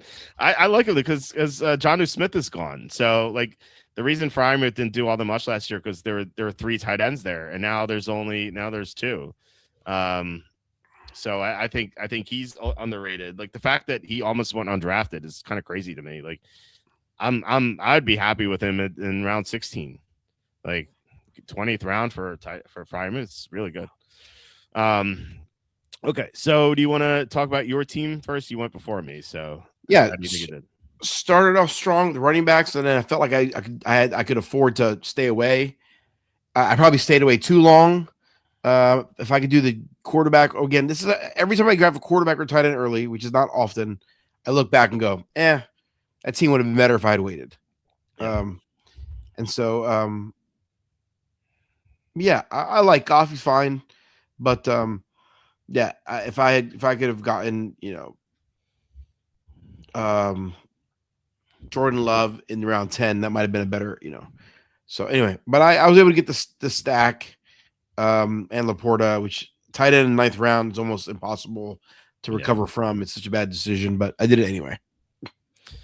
Yeah, well, yeah. I mean, I look at your team outside of that tight end pick and QB3, but I think you're right. Like the only way you're drafting tight end in round 9 is if Tyler Warren falls to you. Like he goes round 6. If he's there round 9, you have to take him. But round 9 for Laporta, he's coming with the injury and stuff. I don't know, but I do like that you stacked Goff with Laporta and Williams and Gibbs. So and we talked about the line schedule is so easy. Like, what if their playoff schedule? And obviously we won't know until May. But what if the playoff schedule is 3 easy opponents, and you get to the playoffs, that could win you this league. You could win the whole thing potentially, which is $250,000 the first. Let's do it. Look, I mean, with the stack, that's definitely possible. You should try to stack your teams. I feel like sometimes I think people overstack, but most people don't stack enough, and I think that there's definitely something to it. Just going for all the upside. What do you think about, before I get to my team, what do you think about Michael Wilson? With Jacoby Brissett still there, I like it. Although it could be Ty Simpson. If it's Ty Simpson, I don't like him as much. I think they kind of figured out that Marvin Harrison Jr. is not who we all thought he was.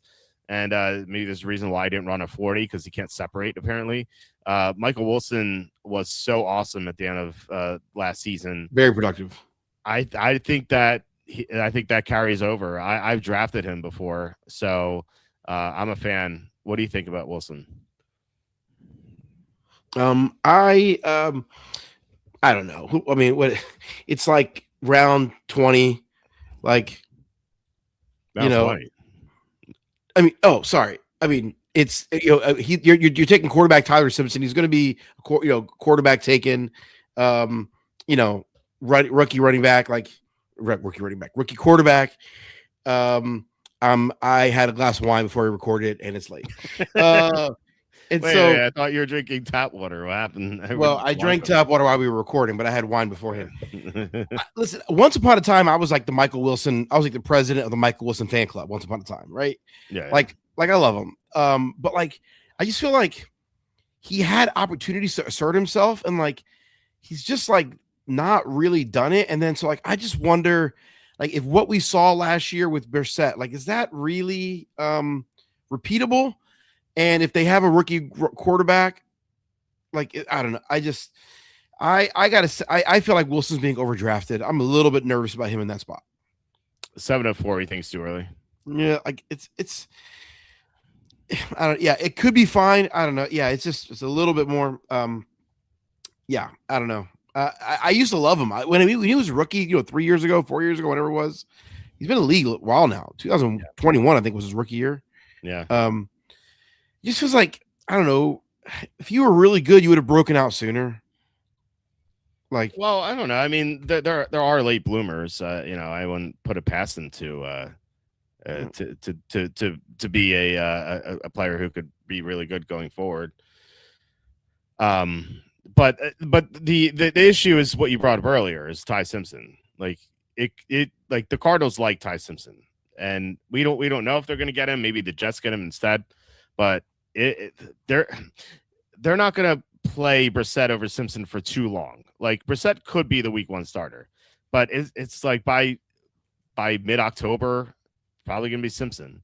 And so I don't want to. If you were to tell me Brissett's going to be the starting quarterback all year, I'm taking Wilson. No questions asked. Round 6, round 7, like, sign me up.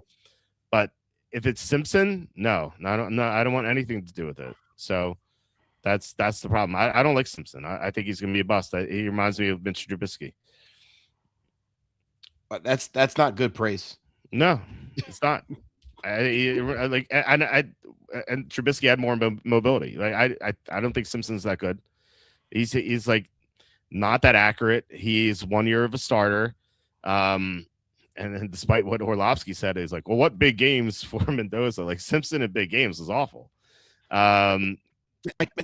Orlovsky's such an idiot. What big games? Maybe the biggest game in the college sports, idiot. Yeah, he played against Alabama. He played against Simpson and lit up Alabama, and Simpson against Indiana did nothing. So yeah, I don't know. Charlie said he was high on. Did he? I think he meant for draft purposes. I think in his big board, I believe he has Simpson in the 20s. I could be mistaken. Let me make sure. Because I don't want to like misquote Charlie here. So big board, where does he have Ty Simpson? Because this is his personal big board. He has He has Mendoza as his 4th overall player, and Simpson he has Simpson 9. Okay, yeah, so he does really like Simpson. Okay, I don't know, like he completed 65% of his passes, but like he had a lot of bad misses like on tape. Like it's just like ghastly throws. We're like, oh my god, like that's gonna be a pick 6 in the pros. Okay. He talked about it in one of his videos. Okay. I didn't really get to that yet. So, okay. Well, that gives me more confidence because Charlie knows more than I do about this stuff. So I don't know. Just based on what I've seen and based on the history of 1 year starting quarterbacks, like Cam Ward is not Cam. I keep saying Cam Ward. Cam Newton is the only 1 year quarterback who's like succeeded in the NFL in like the past 25 years. Every other quarterback in college who's come out with only 1 year as a starter has been a bust. Wow. Yeah. You just need it's the Bill Parcells the checklist he needed to draft a quarterback. It was like 30 starts or something, and like a bunch of other things. But like he was adamant, like 30 starts in college is really important because like by the time you get more and more tape on the guy, that like it kind of like understand that he's not as good. It's like. Think about Matt Barkley, for example. He went in the 2012 draft or 2013. I can't remember which one, but like 2011, or maybe one of those drafts. But like I remember 2 years before that, or a year before that, I think Mel Kiper was like, Matt Barkley would be the number one pick in the draft. And at the time, that seemed to be the case because like he was the USC quarterback, he looked great. And then the next year, he was exposed, and he wasn't as good. He fell to the 4th round. So that the Eagles happens. took him, right? The Eagles drafted him, didn't they? I don't know. Maybe they did. I remember Matt Miller saying he was going to go in the 1st round, like a month before the draft. Which team drafted Matt Barkley? I think you're right, actually. I think the Eagles drafted him in the 4th or 5th round. Yeah, 4th round. So I was right about 4th round. You're right, the Eagles drafting him. And yeah, he's just nothing burger in the NFL. And like, because, teams had more tape on him in college, and then he was exposed and he wasn't as good. So like Simpson, if he had another year at Alabama, I think like he may have regressed. Maybe we'll see. We'll know. We'll never see. But like, right. I think it's definitely possible. So yeah, I'm not a fan. And honestly, like, I don't know if he was even like guaranteed to start if he returned to Alabama, because they have a 5-star recruit coming in, and this guy Mack. So I don't like I heard I think it was Louis Riddick say, oh, he came out because he had a great season and they knew he was going to go high. And I'm like, I think he came out because he might have thought he wasn't going to be starting next year, which would be like a disaster for his draft stock. So that's right. That's what I thought. But we had a few other questions, Wandale, or comments. At least Wandale's going to have a career year. Well, yeah, I could see it. I think Cam Ward, like I said, took a step forward in the second half of the season, and maybe that continues. We have a new coaching staff, so we'll see what happens there.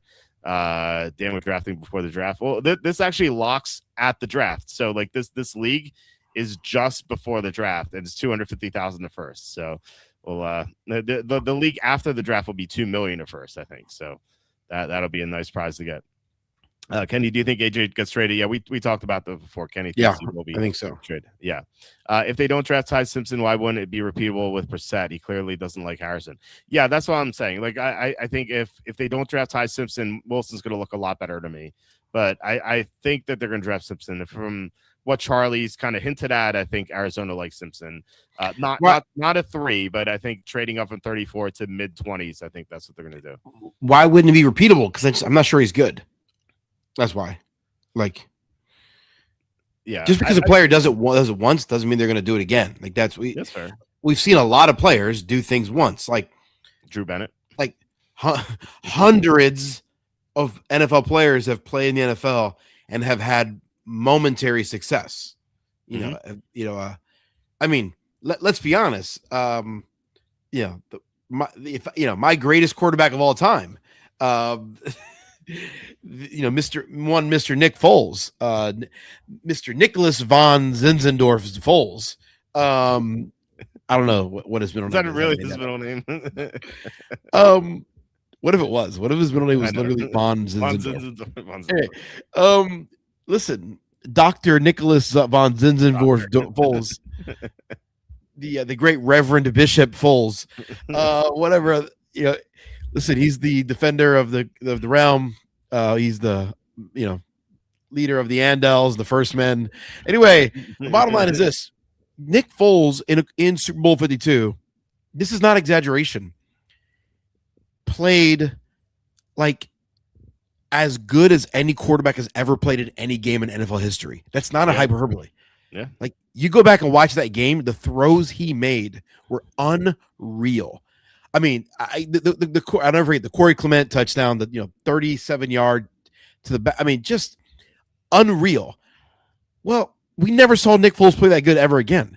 Like he's had good moments, but on that day, he was the greatest quarterback of all time. I mean, it was unreal. Tom Brady, by the way, had a great game and threw the most yards ever in a playoff game. Yeah.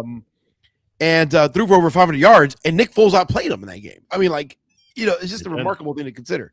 So, just because a player did it Michael Wilson didn't do it for the whole season. He had 6 really good games last year. Okay, great. Well done. Okay. Am I ready to believe that you're going to be great because you had 6 great games? It's I don't know. Maybe you you're right. As you said, late bloomers come around. I think we got to be careful just assuming that just because a player has done something, they're going to do it again. Yeah. I'm just thinking that like you liked him a lot when he came to the NFL. I loved him actually. Yeah. And like I said, there have been late bloomers. That happens sometimes. I soured on him. I think just because he took he has had opportunities and had not taken it, and so I think I also drafted him a bunch over the years because I believed in him, and so I've got a little personal animus. It's like the girl you have a crush on for forever, and then like she's available, and you're like, I don't know. Yeah, like, yeah. That's what it feels like to me. She was prettier before. She's not pretty anymore. Anyway, yeah, that's I don't know. We'll see. I mentioned Drew Bennett. I was very guilty of falling in love with him. This is a long time ago. Dude, Drew Bennett, I haven't heard that name forever. Yeah, I remember it was like 07 or 06. He had a great finish to his year. And then heading into the next season, I was foolish enough to put him way high in my rankings. And then of course he didn't do anything that next year. And I heard at my gym, this one guy I went to grade school with, there were two of the guys I went to grade school with. He's like, hey, Walt, hey, what's going on, guys? And the one guy's like, hey, you ruined Matt's fantasy team with your Drew Bennett prediction. I was like, oh God. So I learned my lesson with that. So I don't know, but at least Michael Wilson was like thought of higher than Bennett ever was. But like, remember those 3 or 4 games at the end of the year? Bennett was just insane. Like if you like predict it out, you're like, oh, if you extrapolate these 4 games, 16, Bennett's gonna get like 1,800 yards. But like that never happened because he wasn't good. But I do think there's something to Michael Wilson. But I'm just really terrified of the quarterback situation. I didn't go over my team yet. So my team, James, I went triple running back to start. And I do agree with what you said. Like running back receiver is more ideal, but I like Genty more than London. So when I say running back receiver is more ideal, because let's just say, for example, if I take Cook and Genty, and at 312 and 401, if the 2 best players I have are running backs, like by far, let's just say, for example, like if Josh Jacobs somehow fell to 312. And then also I get a pick between Javonte Williams and Breece Hall. So like those 3 guys are like way ahead of everyone, even though I like Devontae Smith. But still, let's just, for example, let's swap out Devontae. If you took Devontae Smith and Jacobs is there, I'm like, do I take both running backs again? Do I start quad running backs? Yeah. It's just so difficult to do that. So like you kind of like trap yourself into a corner if you go running back. But I just like Genty so much more than London, so that's why I went running back. But like I do agree that like you should try not to do that because you could get trapped. But anyway, so I started with the triple running backs, so I like that position for me, especially with Hubbard and eventually Mike Washington there, and I took a couple sleepers late in Claiborne and Helani. Receivers is not as strong, although I do like Devontae Smith a lot. And Parker Washington, I'm higher on him than you are, but like Smith, like I said, if Brown's traded, he's gonna have an insane year. Wan'Dale Robinson, we had a comment saying he's gonna have a career year, so I'm looking great there. And then Pittman as a 4th receiver. I think ideally, a 5th receiver, but it's not going to kill me. And then Ayuk is a big question mark right now. I think he has the potential to have a big season, depending on where he's traded and if he's traded. We'll see. But 13th round, I think, is a good gamble. And I took a couple of late round flyers in Surratt and Brazil. Quarterbacks are Hurts, who's a steal at 801. I like Shuck at 912. And then Cam Ward, like I said, took a step forward. And my tight ends, which I'm going to be get used to this, guys. If you see these videos, we're going to be drafting like this a lot. Henry, Otten, Helm. And I secretly wish I also got Dulcich, but can't take 4 tight ends. So that is my team in this draft, which I think is okay. I feel like this is like the ultimate Walt draft, though. Like this, the way this shook out was like, this is like what I expect from you. How so? What do you mean? Like I feel like you got like solid running back up front, like in the first round. Like you're not a risk taker in the first round, right? Like your famous line is, you can't win your league in the first round, but you can certainly lose it. Like, right. So yeah.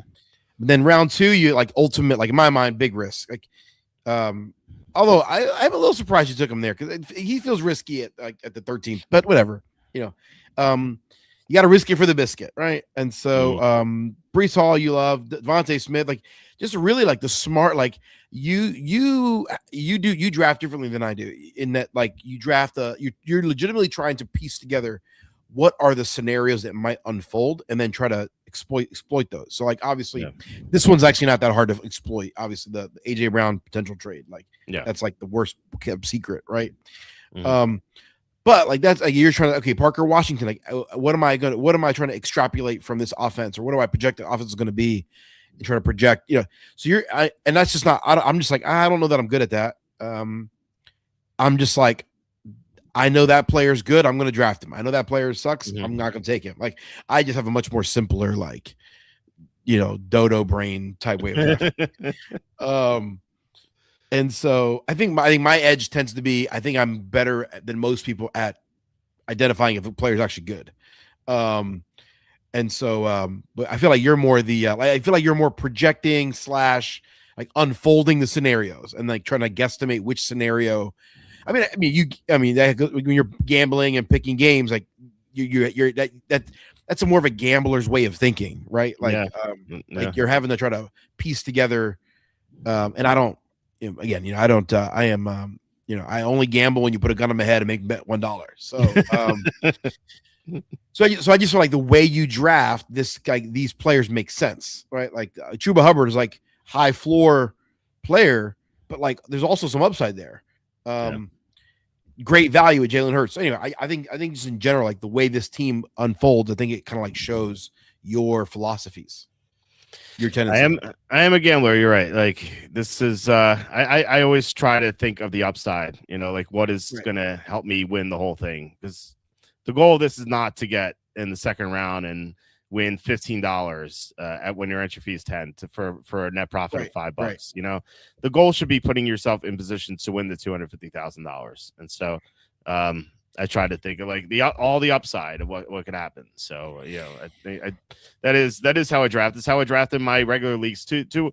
Not to like the complete extent, but I still do draft a lot for upside in regular fantasy. So but best ball more so though, right? Like it just lends itself to that. Oh yeah. You have to swing for the fences in the best ball, but you also have to draft some safe players. Like I think like Pittman in the 10th round is a safer player. Like he's gonna have a floor there. You don't want like all upside because like then you're gonna have like horrible weeks. You need like a foundation, but you also want to swing for the fences pretty often too. So, we had a Devontae Smith Offensive Player of the Year 150 to 1. What do you think? If you were a gambler, he's not going to get it, so it's like a waste of whatever but like the odds are good, but he's not going to get it, so it doesn't matter. Like he's not going to be Offensive Player of the Year. Like just for it to be a receiver, the things that would have to happen for it to be a receiver on the Eagles offense, run first offense with Jalen Hurts, not a prolific passer. Like the probability is actually 150 to 1 is probably not good enough odds. Like it's just the odds should be 300 to 1. It's just not going to happen. Yeah. At first I thought I was like, oh, good value. But then I think you're right. I don't think the value's there. Like it, after thinking about it, like if you were asking me what it should be, it's probably like 250 to 1, maybe 300 to 1, like you said. Like, and who knows? Maybe you'll find that a better number elsewhere. I mean, some of these numbers are like all over the place. Like and not just in the NFL. Like I was looking at golf today. Like for example, Sepulon Straka, who's we like him in the Texas Open. What a name! Yeah, right. 20 to 1 at Bookmaker, 29 to 1 at DraftKings, and then even a greater disparity. This is a better example. Andrew Putnam, who's my long shot, he is 92 to 1 on Call Sheet. He is 170 to 1 on DraftKings. So like shop around, like you could get double the payout. Yeah, so like why would you ever put that in the Call Sheet unless like that's your only betting option if you're in a state where you can't bet anything anywhere. you really need to shop around. So maybe you can get like a 250 to 1, 300 to 1, and in that case, take a flyer, put like $10 on it or $20 on it or something, whatever makes sense for your bankroll. Because I do think that like there is a realm of possibility it happens, just because if Smith is the only receiver there, and yeah, it's a run first offense, so like it's tougher. But we've seen Smith be the number one with Hurts before in that 2023 season at the end when Brown was hurt, and like Smith was putting up insane numbers. But then you're also competing with Jamar Chase and Puka Nacua and Jackson Smith and Jigba and Bijan with no Algier and Gibbs with no Montgomery. Like that, those are going to be tough guys to beat. And it's not just one. If it's like one or two, sure, but like all those guys need to get hurt and all those guys need to falter. Yeah, it happens. It happens with receivers. Like JSN just won it, right? So like, okay, yeah, there you go. That's yeah, obviously, like, but like Jamar Chase had a monster year a couple years ago. He didn't get it. I like trying to think the other receivers that have had monster years in recent history that have not been the Justin Jefferson was offensive player of the year, I think, 1 year. Was he? Not sure. I don't think he was, actually. Now I think about it. He went, but he's had, 2 years. I mean, he's been very good every year, but he had 2 years in particular where he was just totally bonkers, and he didn't get it, right? And so it's like, I'm trying to think. There are other players that just had that have had phenomenal. The thing is, like, the only year it happens when a non-quarterback gets it.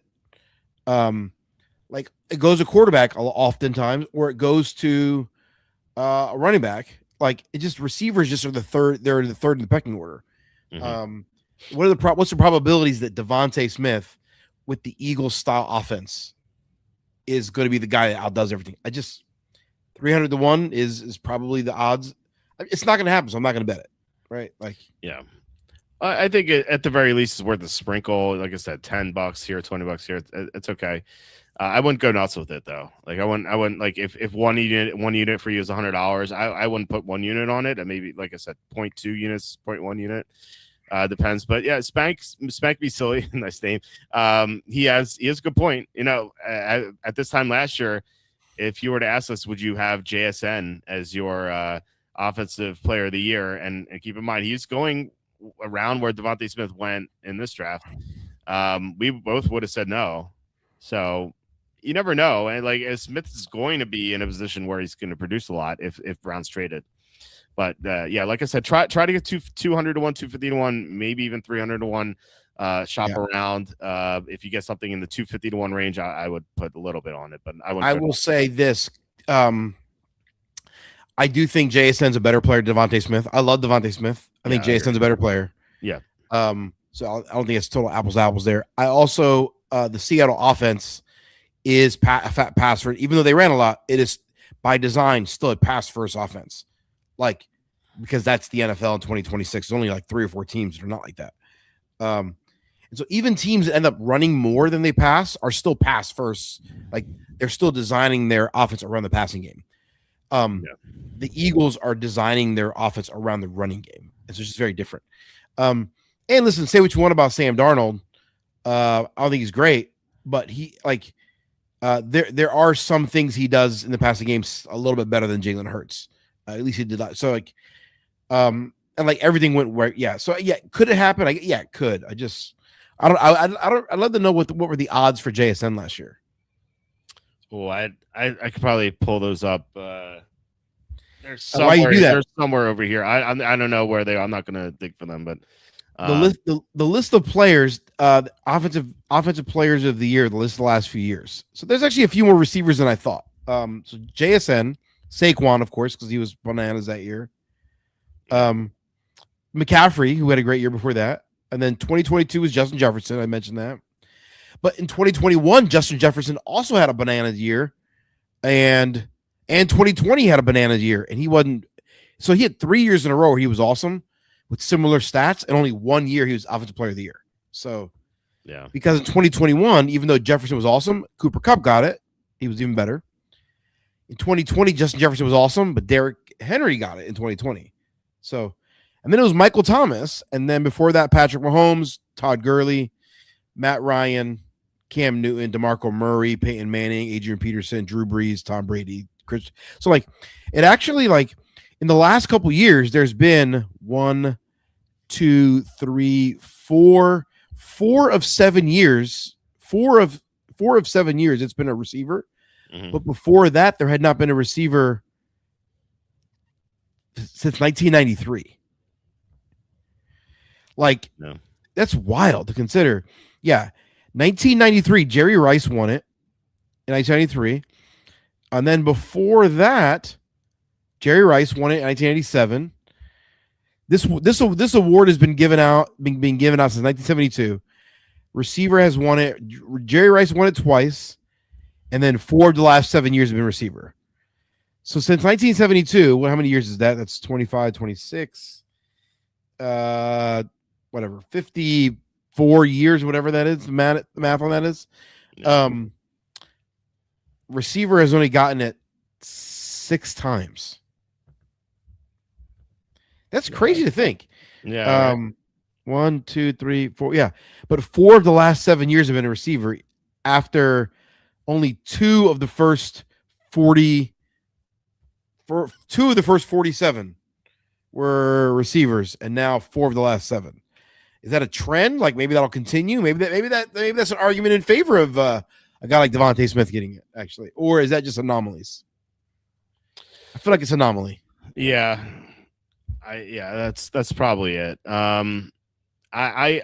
I can't find. I found the site that had offensive player of the year odds from 2025, but like they only had the ones 100 or less than 100 to 1, and so like other players are 100 to 1 or higher, and so he was definitely there. So, but I don't know if he's 100 to 1 or 400 to 1. I can't find anything. I know I have the paperwork. I have it somewhere here from my trip to Vegas. It's somewhere there. I'm not gonna. I don't know where it is, so like I can't like be like, oh, let me get it in a second. So I don't know. I'm trying to find like old sites that have the offensive player of the year odds from last year, but like it's all been updated to like 2026. So it's kind of annoying. Is that like if only other sites were like mine where we just chronicle everything and don't delete anything, then Right. I would be able to see it for sure.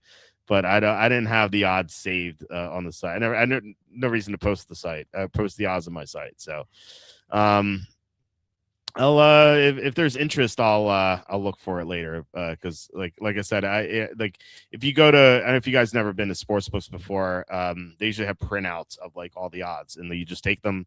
And then I like to like in my hotel room, I like to like compare and contrast like all the odds, because like I said, you know, sportsbooks are gonna have different odds for different players, and so I like to compare and contrast. Like, oh, Westgate has the better odds for this player. Caesars has better odds for this player, you know. So yeah, I don't. There's this one Sports Illustrated has offensive player of the year, but they only go to 50 to 1. Oh wait, sorry. This says Jackson Smith and Jigba 50 to 1 here. Oh wow. Yeah, I don't think that's right though. That seems wrong. I don't know. I'll have to look at it. Now I'm interested in finding it, but we'll see. But let's see. Do we have any other comments here? It's saying JSN was 40 to 1. Okay. Yeah, that kind of matches what I'm seeing on Sports Illustrated saying 50 to 1. So okay. Well, that's interesting. I thought he would have been 100 to 1 or more. That's kind of crazy. But yeah. Anyway, if Neighbors was 100%, how high would you be on him? Yeah, if he wasn't coming off the torn ACL, he'd be a first round pick for me. But torn ACL is kind of tough for running backs, receivers. Not that it can't happen. Like if he has a great year, I would not be surprised. But I generally just like why chase after injured players already? Like the players you drafted, some of them are going to get hurt. So like, why would you already draft someone who's already injured? You know, that's my philosophy behind it. Unless you get a great value. But second round is not like a great value for Neighbors coming up to torn ACL. It's like where he should be going. But like hypothetically, yeah, hypothetically, like if everyone in my league was down on him, like I am, and he's there in the 4th round, then yeah, I'd be like, yeah, sign me up for that. But second Yeah. round, so you can't. They're just better, safer players in the second round. To me, even late third, I'd consider. Yeah, something like that. Yeah. Seems like your quarterbacks getting it has changed. Yeah, I think so. Um, Hertz had 454 pass attempts, and Darnold 477 last year. I don't think it's impossible despite being run first. So here's the thing: like what Kenny says is right, but also Hertz runs a lot too. Like remember, every time Hertz runs, that's one potential target taken away from Smith, and Darnold does not run. So Hertz, and especially going into the end zone, every time Hurts does one of those like tush pushes and gets the touchdown, like that's a potential touchdown taken away from Smith. And so, Spank Me Silly, great name by the way. I just think I think you're missing the point. Like it's not about you're using these stats to try to make a point, but the point, like the offenses are designed differently. I have eyeballs. I watch Seattle play, and I watch the passing concepts, the depth of targets, the way in which they read and go. The number one receiver on that offense, if he's awesome, has a chance to be all world. I look at the Eagles and go, the number one receiver on that offense, the way this offense is currently constructed, does not have the chance to be that. Just because they just look at the stats on what the receivers have done in the last couple of years. Like they've not been great. Now in 2022, they did, but Hurts has regressed since 2022. So he's not the same player, and the offense regressed. So, everything clicked in 2022 in the passing game. And even then, like, I don't know what AJ Brown's numbers were, but I don't know what he was, the 5th best receiver that year. Anyway, so like everything clicked, everything went perfect, and the 5th best is the best they got, right? Like, so I don't think it's realistic. What the Eagles want to do right now is more like 2024. Like 2024, everything clicked for the offense through Barkley. Yeah, that 2022 season was crazy. Remember, Tyreek Hill got off to that crazy start in Miami, and Brown was keeping pace with him. Like Brown was like right behind him in receiving, and I know that from our Rainmaker days because remember Tyreek Hill was a superstar, and like you could only have one superstar in your lineup, and like AJ Brown was not a superstar because their philosophy was they didn't want a quarterback and a receiver being superstars from the same team. So like Hurts was a superstar, but Brown was not. And so like Brown was like the receiver he always wanted because you could play up a guy from like rare to elite, you know? And so you always had your Brown, AJ Brown rare that you play up to elite. It's a good times, huh? I wasn't doing Rainmakers in 2022. I came in 2023. Oh, you weren't. Right. Okay. I was the year behind. Yeah. And 2023 is the only year I got a chance to do it before they canned it. That's so sad, dude. Yeah, man. Poor one out for Rainmakers. We say it all the time, but it was such a good product. Isn't it crazy to think it's been 3 years since that went away? It's crazy. Yeah, we've had 2 full seasons of that Rainmakers. Yeah, 2.5 years calendar time. Yeah. And dude, I had some great cards. I had a Lamar Jackson legendary, I had a Christian McCaffrey legendary, I had a Mahomes Rainmaker tier. Not that Mahomes has done much, but like Lamar Jackson legendary with that great season he had, I would have made so much money with that card. And then this year with that McCaffrey legendary with that season he had, like, man, they stole it from us, Kenny. We did get compensated, but like still, and we do have so rare, which I keep trying to convince you to join. But there's no NFL football. There's soccer, just soccer sucks. But then there's baseball and basketball, which basketball is fun. I like basketball. So I played fantasy basketball 1 year my entire life. And I just hated it. It's too much going on. Too busy. It's more like year-long fantasy basketball is awful. But daily fantasy daily basketball like on DraftKings, that's more fun. And this is more like that than anything. So I think it's good. I think you should give it a shot. So anyway, you had a few more comments before we head out. I just think I like the bet gonna take it. Sorry, Kenny. Yeah. Well, like I said, fair.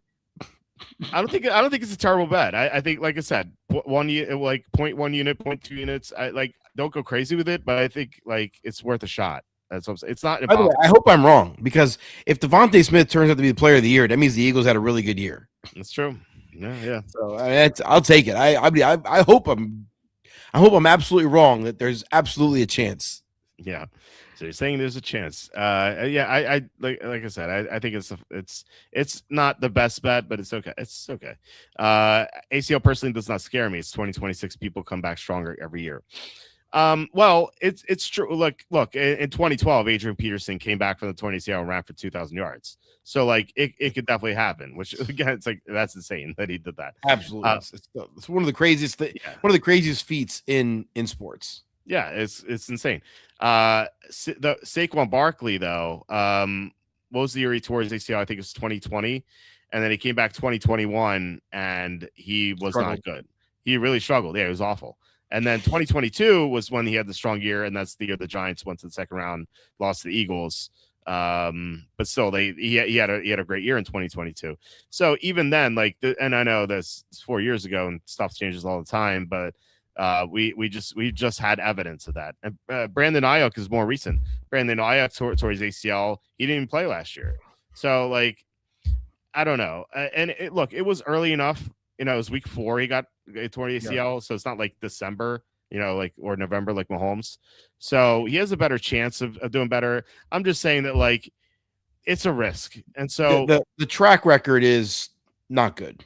Yeah, if this is some late round guy, then it's fine to take a shot. But like if you're drafting a guy in the second round coming off the torn ACL, it's just a risk that you're taking for no reason. Because let's look at this draft, for example. Like, you have Neighbors here. You could take Nico Collins. Nico Collins could just outproduce Neighbors, even if Neighbors is 100%. Same Garrett Wilson to a lesser extent. Pickens could have another great year. Chris Olave could have a great year, outproduce Neighbors. Or you could just take your running back. You're taking Hampton. Hampton, I think, could have a great year. Chase Brown. You took Chase Brown. He's great there at 211.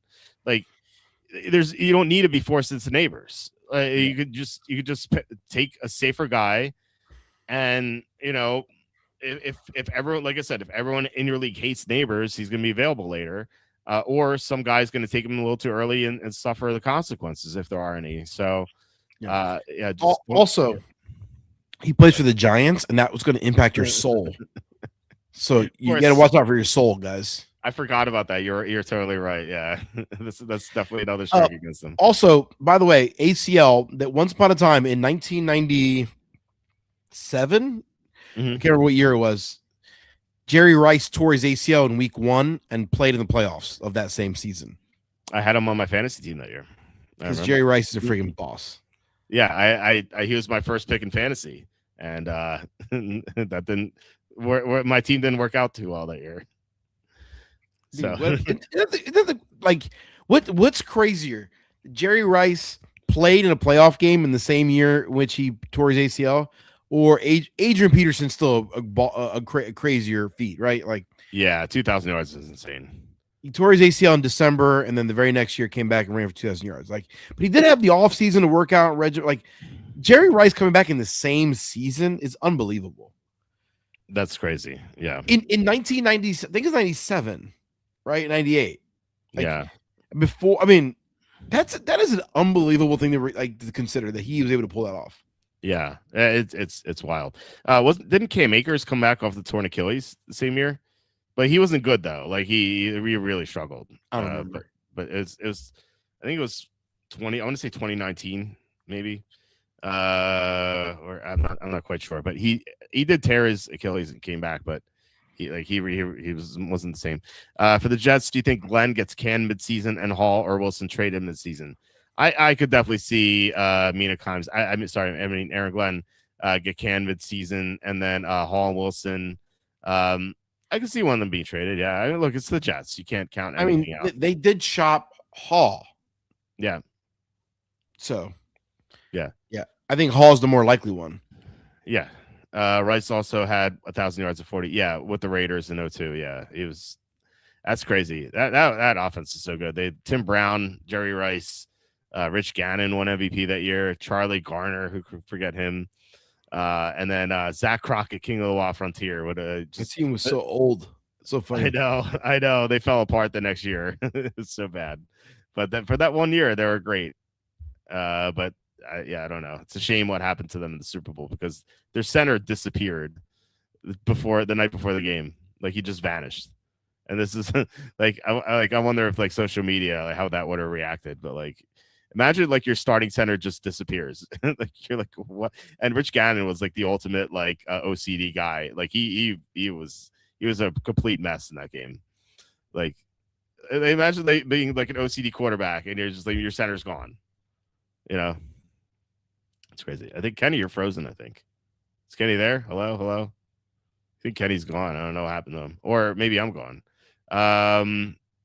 Does my internet work? It does work. So I think it's on Kenny. Yeah, Kenny just disappeared. So yeah, we've had all of our Florida co-hosts here have had internet issues. We have Charlie during a draft props video or show. He had disconnect twice. Tom had a disconnect the other day. And now Kenny's gone. Florida internet. Like get your stuff together here. I got a text. I assume this is from Kenny. He says my internet went out. Okay. Well, we're about to wrap up the show anyway. So let me text him that. Okay. So yeah, just told him to wrap up anyway. So anyway, thanks guys for watching and commenting. Really appreciate it. Please hit like, subscribe, comment below, share this video. Visit walterfootball.com for tons of content. And visit Kenny's website, thecapisfake.com. Tons of stuff here. As we said earlier, we're gonna have a show one week where we look at all the preseason headlines and we're gonna see like how much nonsense there is. So I'm looking forward to that. But in the meantime, you could check out all Kenny's articles. They're all great. We're going to be back tomorrow with Andy Isco. Not quite sure what we're going to be talking about, but he'll be on. And then I assume Tom on Friday. I currently don't have a guest on Thursday, so we might skip this Thursday. Next Thursday, we currently have Ben Wasley scheduled. He's going to be on holiday, so he's going to be able to come on. He hasn't been on forever, so I'm eager to talk NFL draft with him, and also ask him about the NFL Australia games just to get his take on it because he lives in Australia, and so we can see if he's excited about it, and also like the fact that it's like 10 a.m. local time on Friday, like what he thinks about that. I can't wait to hear it. But yeah, otherwise, like I said, thanks guys for watching and commenting. We'll be back tomorrow, and I hope you have a great night, and I'll talk to you then.